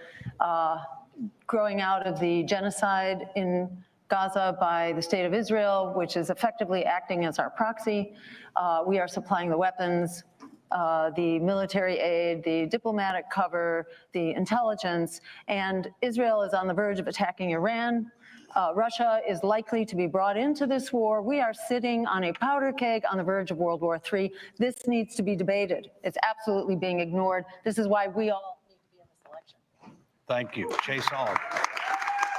We need to give them like a little bit of a grace period. Please. At the end Yeah, of the seriously. So I will. I mean, it's not like it's such a echo tight Dr. production. Jill Stein's sentiments right here. The thing that's not being talked about in the debates between the debate between Harris and Trump, or any of their surrogates, or anything that's going on, is the fact that we are a warfare state. The fact that we have money being made, military corporate warfare that helps to benefit giant corporate interests by exporting death and misery around the world, destabilizing the world, and bringing the world against the United States and its people. It needs to be talked about enough, and we don't have people who are brave enough to tear down the warfare state on the main stage. I'm glad we're here. Mr. Gorbachev, tear down the welfare. The Democrat war on children. The Democrat Party is at war with children. Kill them till the day of birth by abortion. Indoctrinate them in school that all white people are racist, or that communism is good, and that socialism is perfect, and that capitalism is bad. Give them a condom or a pill and some pornography and say, here's birth control, and go have some fun. You've had sex education. We'll get you an abortion behind your mom's back. We'll give you the pill behind your mom and dad's back. This country is at war with children, and it is spearheaded by the Democrat Party, which is why it must be destroyed. It must. The Democrats. Okay, I take it back. The fading off is Thank you, excellent. candidates. We'll be right back. Perfect. No notes. Oh, what happened? Oh, what happened? Right. Oh, I guess they're taking another break. Someone said that I would make Randall Terry's head explode, and I think it's true. I Just think. your presence? Oh, my but like presence. your existence, your identity? Yeah. Are we sure that it hasn't already exploded and that's not what we're looking at? Yeah, seriously. Could explain a lot. The weird thing that I'm struggling with is not his hair, which is clearly the best aspect of his comportment, but the way that I truly do not think that's the same person in all of those photos. That I we're looking know. at. Let's, Like, Brad, I can you don't throw get that it. up on again on there? We'll give you a second, of course. Yeah. Yeah. And by the way, while we're doing that, I can read some more cool super chats. Love you, Yeah. Katie. Love you, Bree. Love Fouad. I know we just met, but I'll be stalking. Great. That's so sweet. Zionists tried to assassinate Truman and Churchill and did kill one of Churchill's cabinet members. Less sweet. Less sweet. Right, we got that correction. Make Israel Syria again. I'm the Ottoman Empire. In the Ottoman Empire days, Levant Jews got along fine with their neighbors, whether they're Muslim, Christian, or otherwise. Make Ukraine Russia again. Don't even leave a patch. Oh, okay. All right. I'm not. These things are not endorsements. Katie, by the you're way, brave to read these. I didn't even. Yeah, I'm not that brave because I didn't see it. Go on, Sarah Allah. Fight the power. Waywo Bree, you don't need to get rid of the cap. We just want the name of your tailor. Let's go merch. Milton Friedman himself said, if Social Security Trust ran out of money, nothing prevents Congress from creating money and filling it back up. I'm fine with Stein. No, it's awful they're using Charlie. How do you say this person's name? XCX. Okay, I didn't know if it was a Roman numeral thing. Okay, Katie. Charlie XCX, like T Swift. Katie, we're not Google it. that I see old. Kamala Brat flags. I like that song. Boom, clack, the sound. That's Oh, good. that's how I know her too, because I am Yeah. old. Yeah, of course. That's how I was introduced to her too, for whatever it's worth. Oh, we got. Is that SAR Saudi? Is that Saudi? Oh, I think it's Saudi Real. Thank you for that. Real? they're gonna say Yeah. you're bought out now, Katie. They're gonna say. Yeah, right. I take Gulf money, Yeah. and that's not $250, but it's actually up there. It's like $60 something. Thank you. Wow. Thank you, Tamer. I don't know how to say it. Okay, and this is him. All four versions of him, and I do think I'm going to stand by the Owen Wilson claim. I top like right. the cropping of the sign to just say murder. I know. I was trying to make it comparable sizes. Yeah. Yeah. Like That's I can see awesome. the bottom two being the same person. They have the same glasses Right. on, same jaw shape. Like I get it. The top two, like his chin is completely different in the top left I know. one, and his whole face is different in the top right one. Yeah. Well, it's Owen Wilson, the top right one. Yeah. What was the the Biden doppelganger theory? Oh, I don't even know that one. I don't know. The Republicans were saying that they swapped him out or something. Oh, Maybe we they got did the taller. same with this guy. Disasters. 1 minute, Chase. Well, I just got back from the storm-ravaged areas of North Carolina not too long ago, and what I can say is that when you centralize disaster response, you get cracks that people fall through. But what I think is the best way for us to respond to disasters is to support mutual and direct aid efforts, to support local efforts, to help people in need as quickly as possible. And we don't need an agency called FEMA to do that. And in fact, FEMA is a newer agency that did not exist. We were still able to respond to disasters before FEMA. I think the entire Department of Homeland Security, frankly, is something that can be folded into the DOJ, the DOD, to respond to a lot of these things. I think the National Guard really needs to be what's helping with natural disaster response. That's why I support policies like Defend the Guard that require the United States National Guard to stay here at home, serving the needs of the people unless a formal declaration of war is declared. But ultimately, no matter who is funding the response, it's going to be people helping people and individuals coming together to help those in their community who are in need. And that's what I like to see out of these disasters. As much as these disasters harm people, ravage landscapes, destroy families, and kill people, we also see the power, the ultimate power of what happens when humans care about other human beings and come together in times of need. And we shouldn't have to have natural disasters happen to make that the standard operating procedure of each and every individual. Randall. Love God with all your heart. Love your neighbor as yourself. Many of us read the story about the man who had his own helicopter who was going in and taking people, and then someone in law enforcement told him to stop. And later on, he did stop. He went back and got somebody stopped ferrying people to safety. And later on, he said, the next time if they tell me to do that, I'll go to jail. And all I could think of was, you should have gone that time. You should have told them, go to hell, I'm going to get those people. And you should have defied them. The problem with FEMA and the problem with centralized bureaucracies, especially in a time of crisis, is that they make us look at each other askance or look at each other worried, like, well, should I help you or not help you? Am I going to get in trouble if I help this person? It's absurdity. We've been trained to nurse at the government breast, rather than just love our neighbor and help our neighbor and step up to the plate and do the right thing at the right moment. When there's a need, we see the need, respond to the need. Sure, it'd be great if our government could help us, but in the meantime, it's my neighbor that I have to help and my neighbor that's going to help me. Okay, how many Appalachians are sleeping on his couch?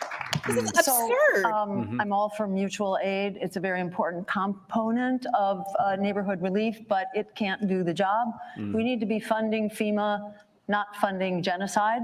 There was some $8 billion that should have gone to FEMA that instead went to Israel to expand its genocidal war into Lebanon. It was rewarded with another $8 billion in weapons. So we need to fund our needs here at home, not endless war and violence abroad. As Martin Luther King said, my country is the greatest purveyor of violence in the world today. That was true in the 60s. It's true now. We need to not prevent labor from addressing critical needs in safety on our railroad trains. That East Palestine disaster was a direct outcome of the needs of the striking railroad workers to address safety on those trains. They have 2 or 3 railroad workers who are managing trains that are 3 miles long, and they are on call constantly. So all right, they really need to change their time thing. By funding our Next question. This isn't like the Academy Awards. All right, well, thank you. They should have given everyone more time and cut down the performances a little. Like, yeah, but they're prepping for the tour. Now let's welcome to the sorry. stage founder We need some of rehearsal time. Nexus.io, Colin Cantrell. What the hell is Hey, this? everybody. You hear me? All right. So Fortunately. starting this speech, I kind of been contemplating how it started. And I guess I'll start it with this. I've been all around the world. I've met people so from now we have like impoverished roast to world givers? leaders to business I thought they were people. just And, musicians. one thing I've noticed is that the this people comedy? know. I like there's no lights America on. was founded on that belief that the people together Why are they lighting the can flag and create not the something man? much better I than know. the people apart. Metaphor. If you take a jar of jelly beans and take 100 people and guess how many jelly beans are in that jar and average it, it's always within a 2% accuracy. So collective understanding shows all of the sides. Now, we're at a critical point right now as humanity, right? We're seeing this cultural war. We're seeing genocide. We're seeing the brinks of World War III. Okay. We're seeing this massive division in the United States. And this division is really driven by mistrust of the other party, right? The left thinks that the right is manipulating elections and the right thinks the left is manipulating elections. And we really need to bridge that because divided we fall, united we stand. So together, we can bridge this trust through developing new technological systems that create foolproof voting systems. And that's something that we've been developing for the past, I don't know, 3-4 years. Christina and I actually envisioned this about 7 years ago, talking about blockchain voting. If anybody doesn't know, a blockchain is an immutable letter that cannot be manipulated, forged, or changed. Sorry, So Brad, we I would developed much a voting rather hear system. You can find Bree it and at Katie have a vote.freeenequal.org, conversation then. and we're going to be actually demonstrating God. it for this debate. So that you What can is vote for the happening? candidate that Is wins. this like a cult that does Ultimately, what debate we're watch hoping to things? achieve is That host to debate? demonstrate we the use all of this had to, like, technology in for a smaller scale, year, but then pretend driving to this try to forward into the understand legislature to where blockchain and every crypto, single vote and I did, from like, 5 congressman to episodes local on, like, elections to even the crypto and delegates blockchain, and a Yeah. bunch of will dudes have an explaining it to me, auditable trail. and I was Any completely person irrelevant. will be Wait, able to also, audit the can we voting just trail. take a moment Any to person realize will also that be able to guarantee they've that their been vote cutting was people counted, off to and they save can time for resubmit this? those results. Ridiculous. So this is a Why technology is he that in we've been red? developing, Why and is we're going he to like? continue to develop it. Again, it's at Halloween? I vote.freeenequal.org. don't know. And our aim here is to really This does have bridge that major mistrust by creating a infomercial vibes to it. verifiable, auditable I'm gonna be trail. this guy for One of Halloween. the philosophies. This dude is literally an executive at a blockchain company. Like, literally, that's what he is. I just looked it up. Yeah. Wow. Who So who crypto. financed this? Out of Be able to curiosity. Yeah, harness why the is he power of the involved in people. this? Is he And part I of the do music believe from store? talking to other Wait, people, Brad, if don't leave people were us truly with in him. control Brad, of the world, it'd stay. be a much, much better place. I've seen too many fancy dinners and too many people standing thinking they know everything, but the people are the ones that know. The people are the Wait, true what is value this of a country. called? Free And and hopefully, equal. as we drive it here in the United States, this can also drive that to Funded. other places, because this is What's a going through rampant Jill's head right issue now? in all I know. countries of the world, and everybody's Yeah. scared that their voice Yeah, will not be heard. they funded As this. Free and Equal says, equal voices, equal Yeah, choices. explain That's what it. we're Oh, here to really, do. Bree? And we're building This Free and technology Equal is a to make that blockchain possible. app. So go to Oh. vote.freeenequal.org. This Is it is? figure out the lighting Debate. for a and second? you'll be able to vote on the candidate that you think Yeah. won. And Free- this will be one more step towards driving this Free into and Congress Equal and getting this passed. Is a for blockchain federal app. elections. Oh, that my explains why. God. So cryptos with the two major parties. Oh my God, we're gonna have Blockchain to is do an what- episode on this, Thank you. Brad, We're where going we to go like with our final break question this tonight, down. beginning Oh, with We Randall. do not endorse them. 1-minute response. Final question. What is the significance of each of you getting at least 5% of the national vote? And in how many states would 1 to 5% of the state vote allow your party to gain or maintain ballot access? Randall. Could you say the question again? I'm sorry, I was distracted by the teleprompter. My bad. What is the significance of each of you getting at least 5% of the national vote? And in how many states would 1 to 5% of the state vote allow your party Jill to can gain make or better maintain hats access? with Randall. the matching funds. There has to be some mechanism in place to determine ballot access. I get that. Tennessee's 275 signatures. New Jersey is 800 signatures. New York and California are insurmountable. So the question is, should we pass a federal law that supersedes state law and tells people how many votes they have to get in order to maintain permanent ballot access? And it's a discussion and it's a debate worth having. What part of me does not want is for there to be 100 people on the ballot, 200 people on the ballot. In other words, ballot access becomes so easy that it becomes like crazy town. Crazy But maybe I would take that over the stranglehold that the two-party system has on us. So I would love to see 1% or 2% vote for me, but frankly, I would rather that they voted to not, or that they only vote for me if they don't want to vote for Kamala. All right, Jill. What is he talking about? So I'll just comment that our system of ballot access is nuts. It doesn't make any sense. It is intended to prevent competition from being on the ballot. In the early 1900s, it was common for third parties, alternative parties, to be on the ballot and for voters to have choices. Those choices were essentially eliminated by changes in these ballot access laws. They are different in every state and they are constantly changing. So I could never answer your question, Christina, about which states will allow your ballot access to be continued by getting between 1 and 5%. God knows, you know, it would take a lot of research to go find that out. The system is designed in order to destroy competition. This is extremely undemocratic. We need some kind of reasonable ballot access, and it should apply across the board, because right now you have the political elites that are grandfathered in, but the choices of everyday people are basically grandfathered out. So. Chase. Yeah, so as I said earlier, our political system is totally rigged in favor of the two-party system, and 5% would be a game changer because in many states, 5% would get you automatic ballot access or major party status in those states. And those are certainly key victories that we're looking for in my campaign across the country, whether we win or we lose on November the 5th.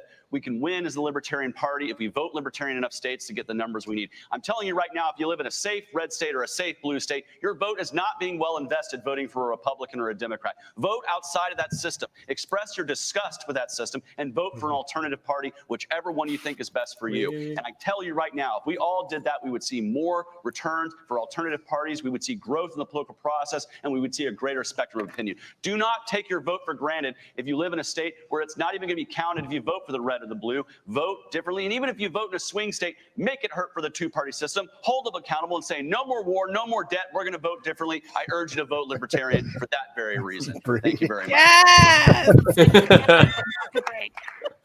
a swing state. Wow. Now let's welcome. Oh my God, what is next? More Bitcoin? Oh my God, Bree, wait, I gotta get another picture of this. All the show. I think I have to change the order.